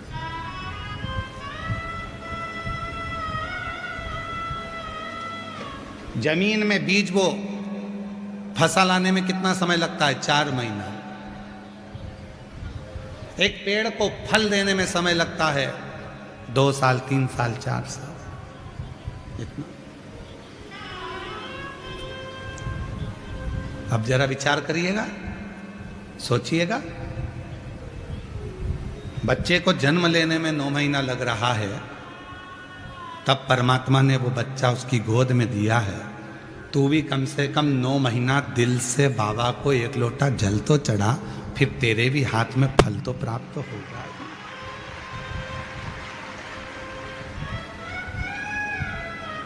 एक पत्र है, अच्छा है, देखिए। पतंग भेजी है, उड़ाना हमको आती नहीं है, पर आज के लोगों को उड़ाना बहुत आता है, हमको उड़ाना नहीं आती। आज के लोग बहुत उड़ाते हैं, किसी की छोरी के बारे में उड़ा देंगे, किसी के छोरे के बारे में उड़ा देंगे, किसी की घर के बारे में उड़ा देंगे। इतने उड़ाने वाले हो गए कि पतंग की दुकान कम पड़ गई और उड़ाने वाले ज़्यादा हो गए। पर हमको उड़ाना नहीं आता, हमसे उड़ती ही नहीं है।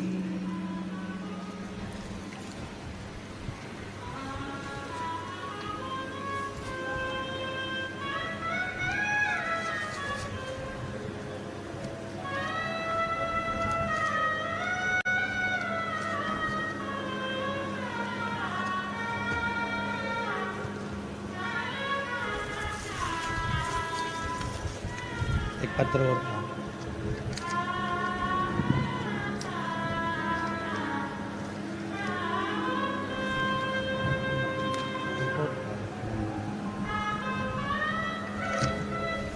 अभी देखते हैं इसको।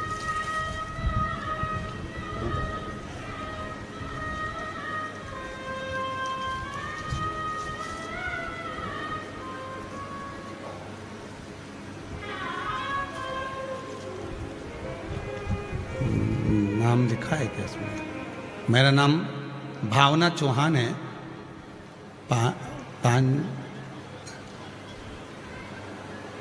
बॉडी बोल्ड आवाज है जी। भावना जी चौहान आप ही हैं? हाथ हिलाओ एक बार। आ जाओ आ जाओ आ जाओ आ जाओ।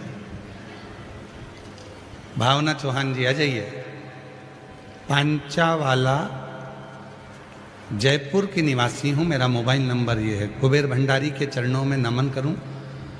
कुबेरेश्वर बाबा ने हमें इतना दे दिया जिसका हम बखान कर नहीं सकते। हमारी पहली कथा दोसा 7 मार्च को सुनी। दोसा की कथा में कपड़े की दुकान बाबा ने हमारी खुलवा दी।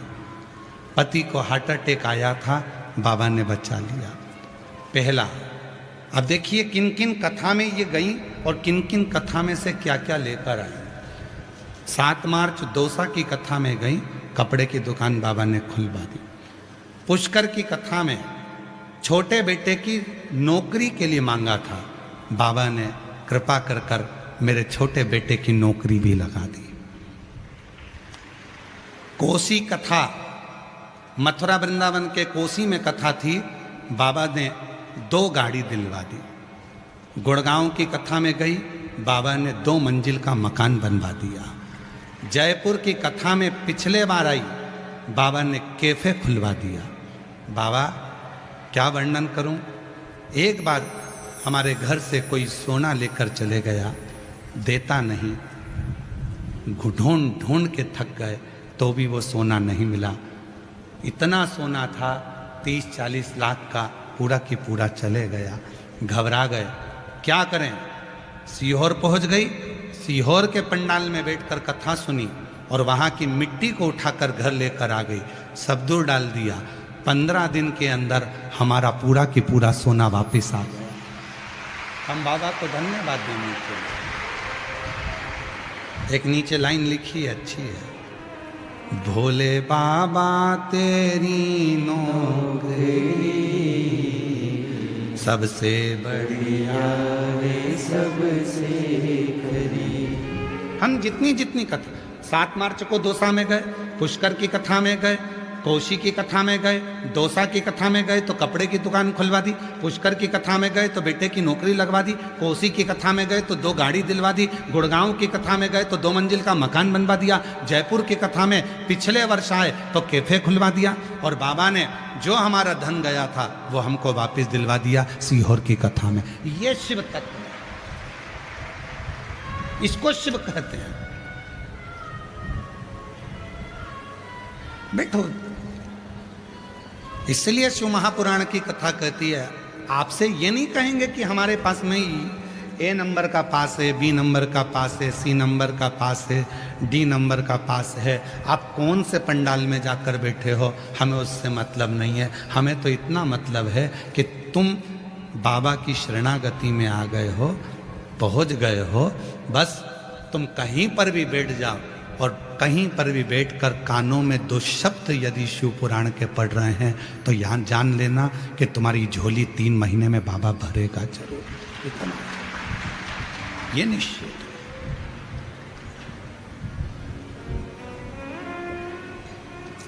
यहां ये नहीं देखा गया कि तुम कहां बैठे हो, यहां ये नहीं देखा गया कि तुम कहां गए हो।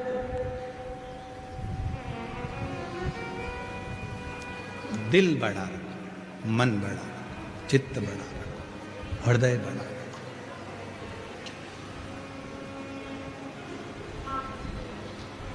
जो जैसी भावना लाया वो वैसा ही फल पाया, नहीं खाली उसे लौटाया वो मन ही मन हर्षाया, कर दिया माला माल का शिवाले लुटा दिया भंडार काशी वाले ने।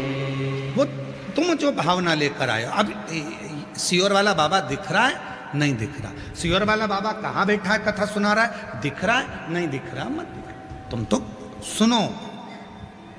बाबा आया है, मेरा कल्याण करेगा, कथा सुनूंगी। कई माताएं ऐसी बैठी हैं, कई मेरी जीजियां ऐसी बैठी हैं। हमने पशुपति व्रत करा, पशुपति व्रत करने के बाद काम नहीं हुआ तो अगले महीने फिर कर लिया। और शिवपुराण क्या कहती है, कम से कम 2 से 2.5 महीने का गैप करिए फिर वापिस पशुपति व्रत करिए। और हम तो यहां तक कहेंगे इस व्यासपीठ से, तुमने 50 बार भी अगर पशुपति व्रत कर लिया है तो उस पशुपति व्रत को 2-3 महीने में करते रहो। घर का कोई ना कोई व्यक्ति जब करता रहेगा तो भंडार कभी खाली नहीं रहेगा, भरता रहेगा। हर 3 महीने में 2 महीने में एक घर का कोई व्यक्ति पशुपति व्रत करता है। 2 महीने का गैप करो फिर करो, 2-3 महीने का गैप करा फिर करो। विश्वास, भरोसा। आज कमी क्या है, सबसे ज्यादा कमी किस चीज की हो रही है, विश्वास की कमी, भरोसा नहीं है। फसल को लगने में भी कम से कम 6 महीना 4 महीना लगते हैं, बच्चे को जन्म लेने में भी 9 महीना लगता है। तो परमात्मा की भक्ति करो। टीवी के सामने कथा सुनो, कई लोग कहते हैं हमने एक बार सुन ली, 2 बार सुन ली, चलने दे, सुनने, कान में पढ़ने दे, चित्त में पढ़ने दे, होने दे। जो बर्तन पीतल का, तांबे का बर्तन जो ज्यादा काला हो जाता है, मेरी माताएं समझदार हैं, उसमें छाछ भर के रख देती है।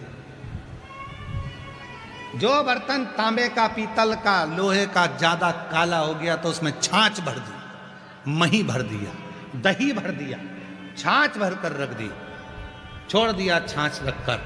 2-4 दिन में 2 बार 3 बार छाछ भरी रख दी। जब छाछ भरी हुई रख देंगे, फिर छाछ को जब ढोल देंगे, बर्तन को जब घसेंगे, एकदम साफ हो जाएगा। उसी तरह हम भी, हो सकता है कि वो बर्तन है जो साफ नहीं हो पाए, तो शिव नाम की छाछ, शिव नाम की भक्ति, इसको भर कर रखो। जब तक भर कर रखोगे, किसी न किसी दिन ये बर्तन साफ हो ही जाएगा। ये बर्तन साफ हो, निश्चित है। जो जैसी भावना लाया, वो वैसा ही फल पाया।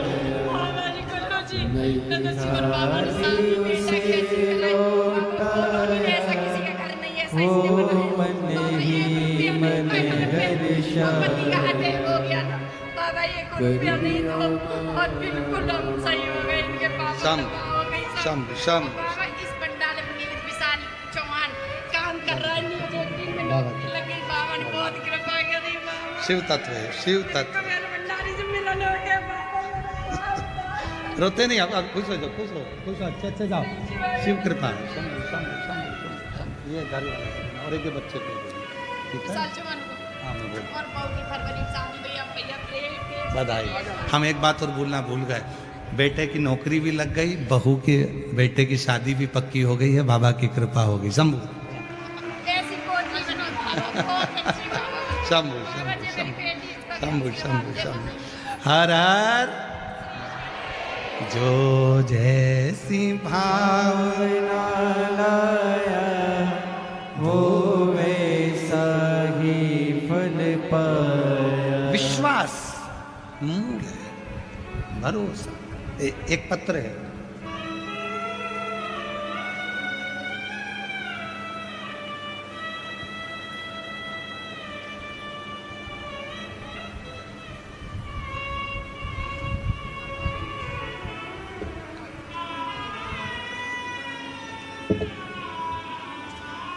छिपरा खंडेलवाल, सुरेश खंडेलवाल, पालड़ी मीना, आगरा रोड, आगरा रोड, कनौता, कनौता ही है, कनौता, जयपुर की निवासी हूँ। कहीं बैठी हो तो हाथ हिला सकती हैं। आप ही हैं? आ जाइए, आ जाओ, आ जाओ, आ जाओ, रोते नहीं, आ जाओ। अच्छे खुश होकर आओ, अच्छे आओ। अब तो बेटी आई है साथ में क्या? हाथ हिला बेटा। शंभू, आ जाओ बेटा, आ जाओ। रोती नहीं, तू क्यों रोती है? आओ आओ, आ जाओ, हाँ आओ।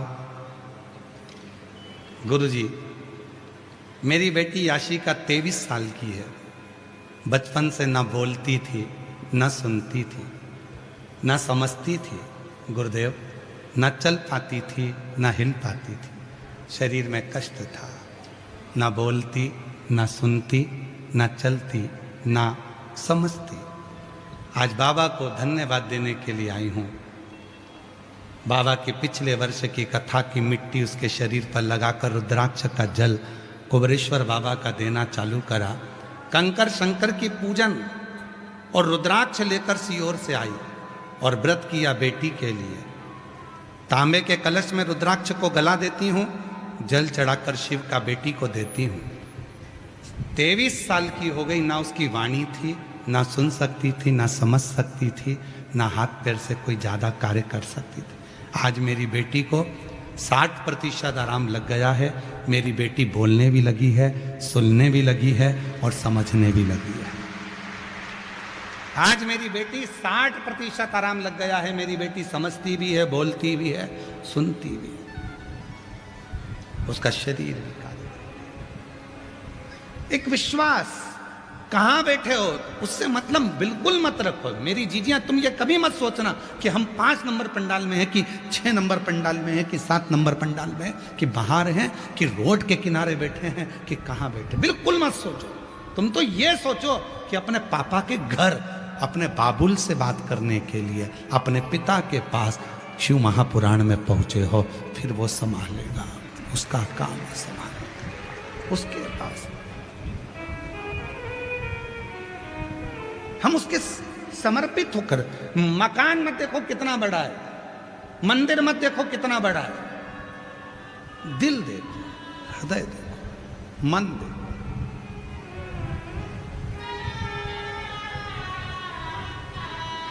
हमसे कई लोग कहते हैं गुरुजी आपका जो सीहोर है, कुबरेश्वर धाम है, वो एक साइड पड़ जाता है।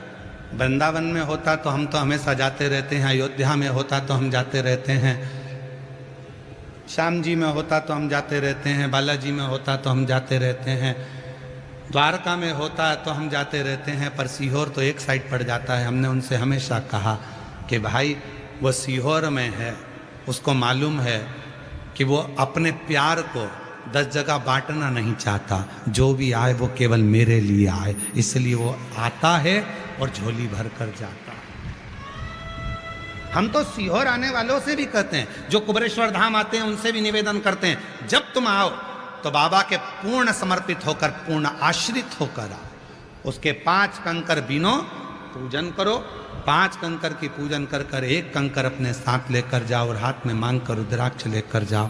उससे विनय कर कर जाओ कि तेरे भरोसे है, तेरे भरोसे।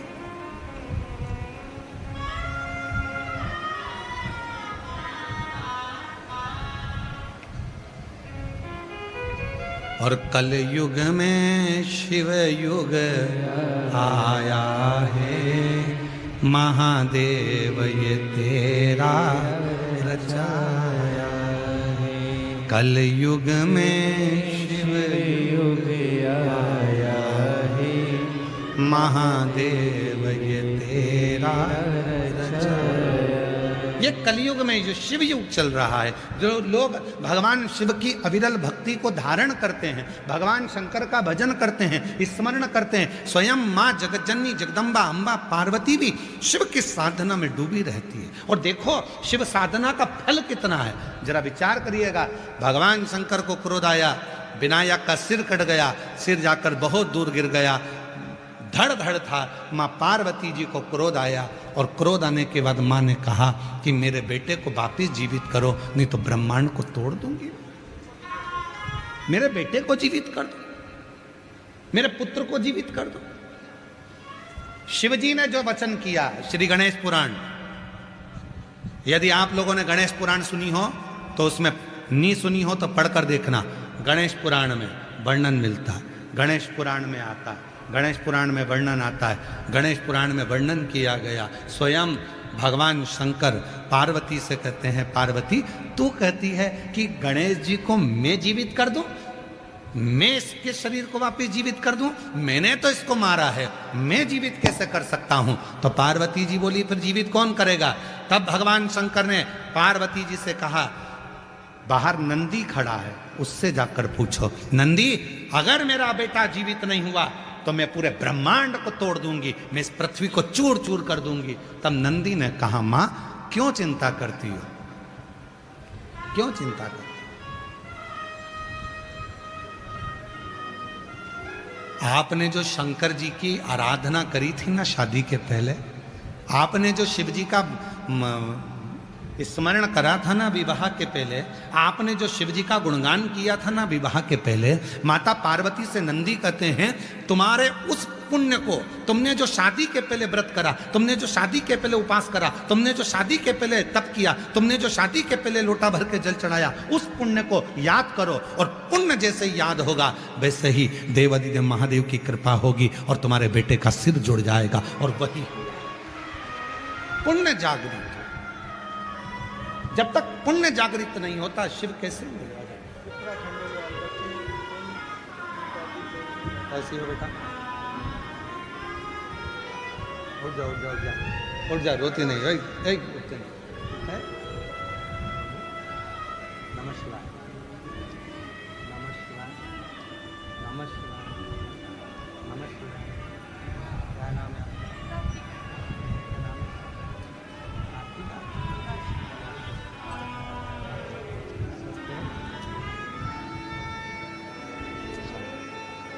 अभी ठीक है, पहले से एकदम बढ़िया है। एक बार जोरदार ताली बजाओ बेटी के लिए। बोलना, श्रवण करना, ये शिव की कृपा से 23 साल के बाद उसमें जो बल आया है, 60% बोलना, सुनना, सोचना, समझना उसके विवेक का आया,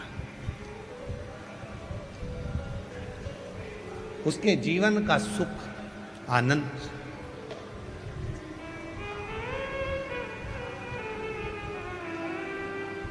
कल एक बच्चा आया था, उसको माइक दिया, कितना बोल रहा था। इतने सालों के बाद जब वाणी आती है, आंख से दिखाई नहीं दे और एकदम आंख का ऑपरेशन हो और दिखना चालू हो जाए तो सब कुछ देखकर खुशी होती है। वाणी नहीं होती और एकदम वाणी आती है तो बोलकर खुशी होती है। सुनाई नहीं देता और कुछ अच्छा सुनने को मिल जाए तो खुशी होती है। सोचने की शक्ति नहीं होती और सोचना प्रारंभ हो जाए तो खुशी होती है।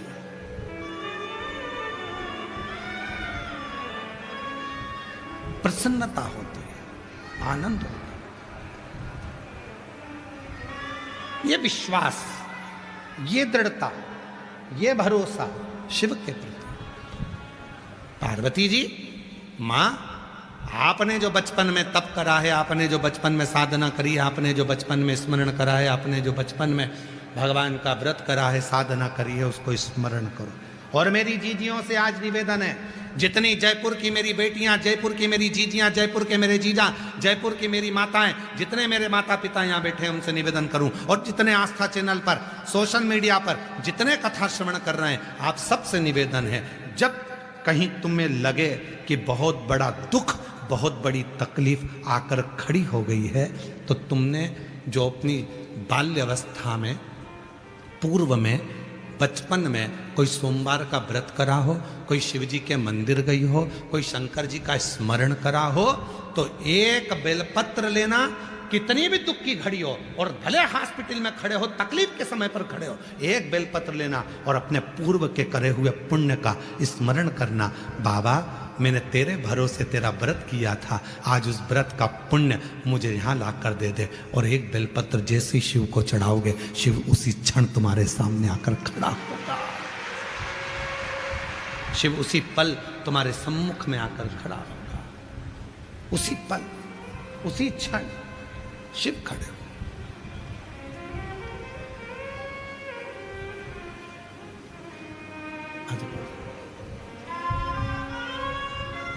शिव उसी क्षण, उसी पल खड़े हो। भगवान शंकर उसी पल खड़े मिलेंगे, उसी क्षण मिलेंगे, उसी पल।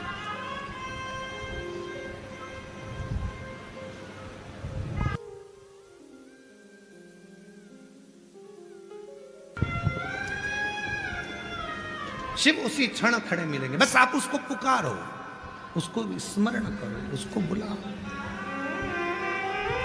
और मैंने तेरे ही भरोसे बाबा, तेरे ही भरोसे हवा विच उड़ती।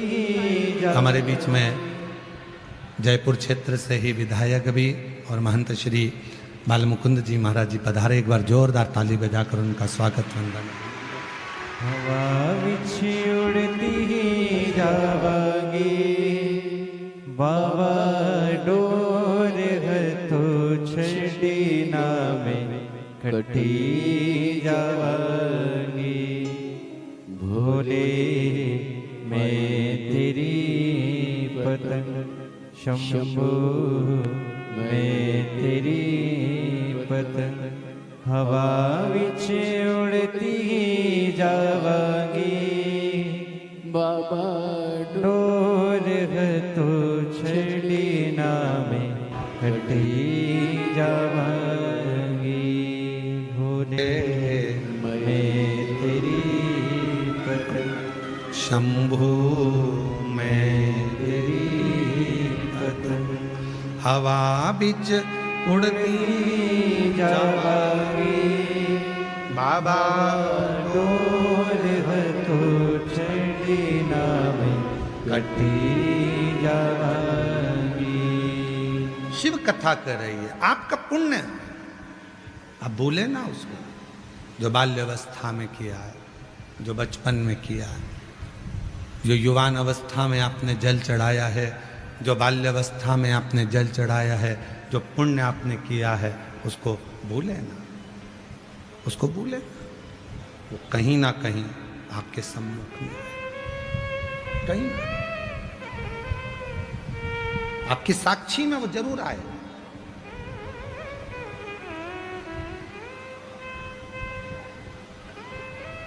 जीवन में एक बात स्मरण करिएगा, सारे पुराण उठाकर देखिएगा, सारे पुराण उठाकर पढ़िएगा। तीर्थ दर्शन करने के लिए गए, पुण्य कमा कर लेकर आए, घर आने के बाद आपने कोई पाप कर्म कर दिया, किसी को गलत बोल दिया, गलत देख लिया, गलत सोच लिया, गलत विचार कर लिया, किसी का गलत कर दिया, तो तुम्हारा जो करा हुआ पुण्य था वो समाप्त हो गया। ध्यान देना थोड़ा सा। शनिवार का व्रत, मंगलवार का व्रत, बुधवार का व्रत, रविवार का व्रत, शुक्रवार का व्रत, ये जितने भी व्रत आप करते हैं, सारे व्रत आपने करे, पुण्य कमाए, पुण्य कमाए। और हो सकता है कि मरने से पहले आपके शरीर के द्वारा कोई पाप कर्म हो गया तो वो व्रत का पुण्य समाप्त हो गया, व्रत का पुण्य समाप्त हो गया।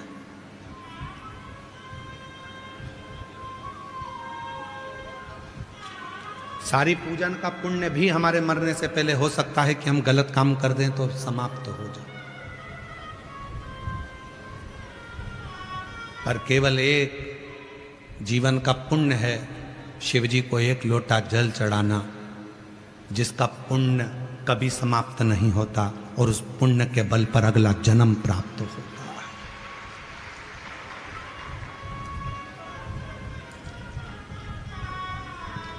महीने में 2 एकादशी आती है और महीने में 2 प्रदोष आती है। 2 एकादशी भी आएगी, 2 प्रदोष भी आएगी। क्यों इतनी महत्वता है? हमारे वल्लभ कुल में, हम जिस पुष्टि मार्ग से आते हैं उस पुष्टि मार्ग में, हमारे वल्लभ कुल में तो यहां तक वर्णन करते हैं कि वल्लभ कुल की एकादशी करो, भले बकरी जैसे चरो पर एकादशी करो, भले 11 बार फल मानव का शरीर मिल जाए, मनुष्य की देह मिल जाए, जितना बन जाए उतने प्रदोष के व्रत अपनी जिंदगी में धारण करो। क्यों? क्योंकि ये दोनों व्रत ऐसे हैं कि हमारे आने वाले अगले जन्म को सुधारते हैं।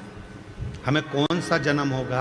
कभी कभी ऐसा होता है कि बच्चे को प्रैक्टिकल के नंबर काम आ जाते हैं, प्रैक्टिकल के नंबर अगर अच्छे मिल जाते हैं तो बच्चे को पास कर दिया जाता है। तो हम अगर पाप कर दिए, गलत काम कर दिए, गलत विचार रख दिए, गलत सोच रख दी, गलत दृष्टि रख दी, गलत भाव रख दिया, कुछ गलत कर भी दिया और हमारे नंबर कम पड़ रहे थे, वापिस अच्छी योनि के लिए, कोई अच्छी योनि पाने के लिए हमारे नंबर कम पड़ रहे थे, तो फिर वो नंबर बढ़ाने के लिए एकादशी और प्रदोष, शिवरात्रि, सोमवार, ये ऐसे व्रत हैं जो व्रत पाकर उसके नंबर बढ़ा दिए जाते हैं कि ये नंबर दो और इसको आगे बढ़ो, ये नंबर।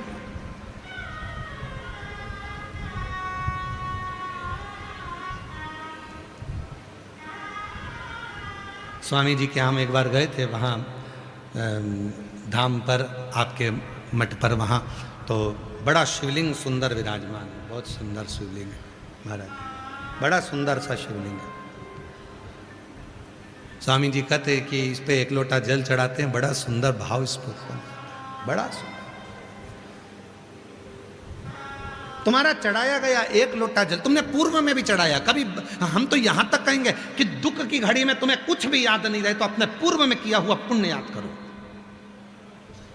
अपने पूर्व में किया हुआ पुण्य का स्मरण करो। हमने सोमवार का व्रत करा था, हमने एकादशी का व्रत करा था, हमने प्रदोष का व्रत करा था, हमने 1 लोटा जल चढ़ाया था, वो स्मरण। और ये हम नहीं कर रहे हैं। श्री गणेश पुराण, गीता प्रेस गोरखपुर की गणेश पुराण लेकर आओ, उस गणेश पुराण को पढ़िए। शंकर भगवान ने विनायक का सिर काट दिया, कटा हुआ सिर कोसों दूर चले गया। माँ जगत जननी क्रोध में लाल हो गई, माँ आद्य शक्ति क्रोध में लाल होकर कहती है, अगर मेरा बेटा जीवित नहीं हुआ तो मैं पूरे ब्रह्मांड को गेंद की तरह तोड़ दूंगी। तब शिव जी कहते हैं, मैंने इसको मारा है, मैंने इसके प्राण लिए हैं और मैं इसको जीवित करूं, यह हो नहीं सकता, यह नहीं हो सकता। तो कौन जीवित करेगा? नंदी से पूछा जाए। नंदी के पास गई पार्वती जी, हे नंदी, अगर मेरा बेटा जीवित नहीं हुआ तो मैं ब्रह्मांड को तोड़ दूंगी। गुस्से में लाल थी मां। नंदी ने कहा, मां क्रोध ना करिए, स्मरण करिए पूर्व का स्मरण। आपने जो शादी के पहले शिवलिंग बनाया था पार्थिव, शादी के पहले जो पार्थिव शिवलिंग बनाया था उसको स्मरण करो। आपने जो पार्थिव शिवलिंग बनाकर पूजन करी थी उसका स्मरण करिए। आपने जो पूजन करी है उसका स्मरण करो। पार्वती जी ने वो मनन चिंतन करना प्रारंभ करा, पार्वती जी ने वो स्मरण करना प्रारंभ करा, और पार्वती जी ने उसी समय पर उनके केश में से जो स्नान कर रही थी, उस केश में से पानी जो गिर रहा था, उस पानी का स्पर्श हाथ में लेकर कहा, यदि मैंने पूर्व में शिव को एकाग्र चित्त कर कर एकांतेश्वर मानकर पूजन करी है तो मेरे बेटे का शीश जुड़ना चाहिए। तब शिव ने आज्ञा दे दी, जाओ, जो माँ अपने बच्चे से पीट कर कर सो रही हो उसके बच्चे का शीश लेकर आ जाओ। और वो हाथी के बच्चे का शीश आया।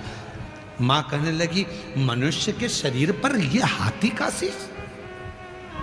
शिव कहते हैं, मनुष्य के शरीर पर हाथी का शीश लगाना तो कठिन है, पर पार्वती तेरे बचपन का तप, तेरे बचपन का त्याग और तेरे बचपन का पार्थिव पूजन का फल आज प्रकट हो गया, इसलिए मनुष्य के धड़ पर भी हाथी का शीश लग सकता है। यह गणेश पुराण कर रही है, ये गणेश पुराण वर्णन कर रही है।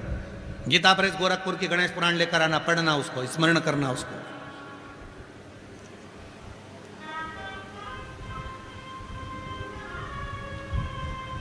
कोई पड़ा है, बहुत ज्यादा तकलीफ में पड़ा हुआ है और तुम विचार करो कि ठीक ही ना।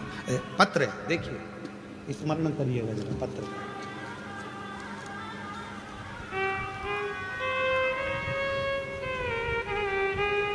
मेरा नाम नीरू भारद्वाज, निवासी शास्त्री नगर, जयपुर, राजस्थान से है।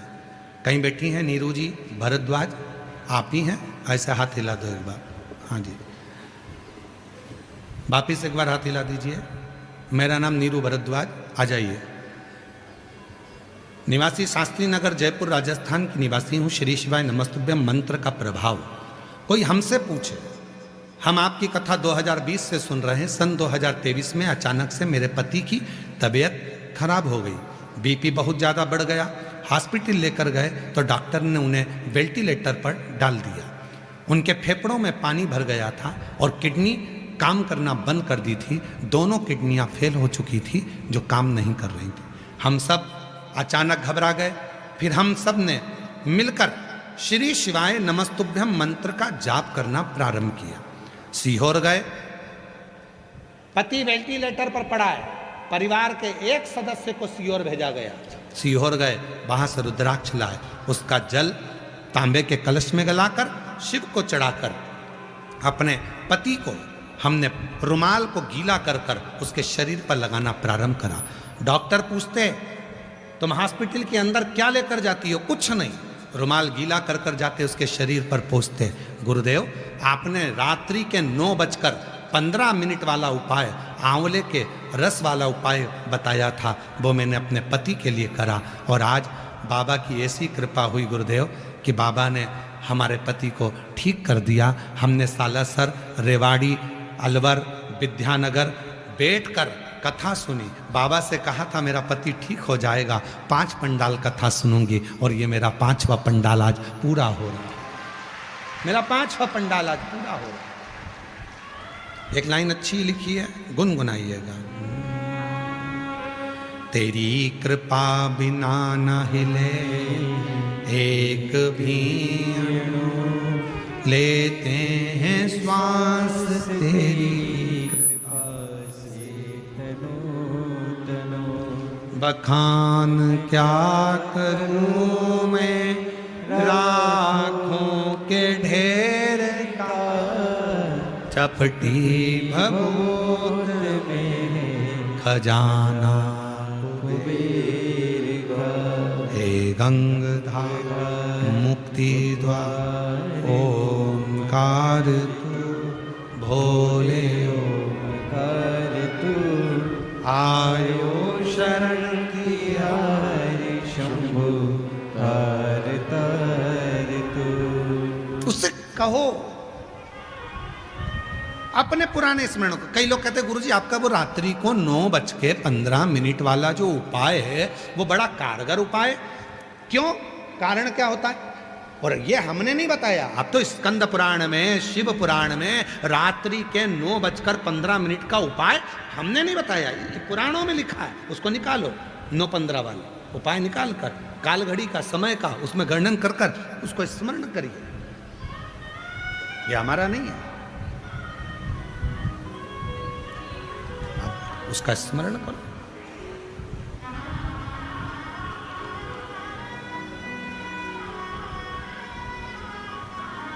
कई लोग कहते हैं गुरुजी बेलपत्र को इधर से चढ़ाओ चाहे उधर से चढ़ाओ कौन फर्क पड़ता है, जल को चाहे इधर से चढ़ाओ चाहे उधर से चढ़ाओ कौन फर्क पड़ता है।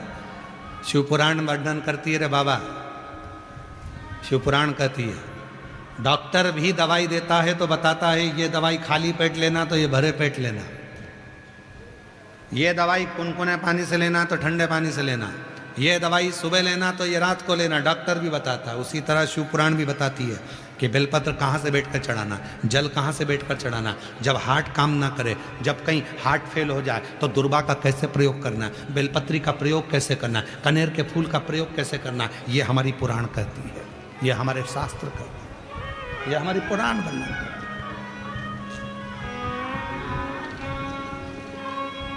बखान क्या करूं मैं लाखों के ढेर का, चपटी भभूत में खजाना कुबेर का। गंगाधार मुक्ति द्वार ओंकार तू, भोले ओंकार। शिव तत्व आयो शक्ति हरि शंभु तार तार तू।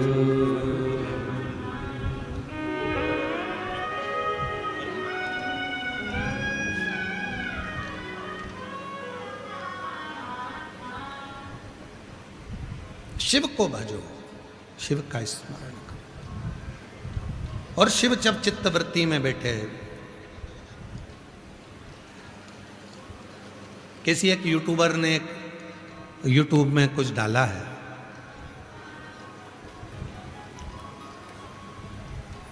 अच्छा है, एक कोई बहन है यहाँ कथा में बैठी है, उसके बचपन में पिताजी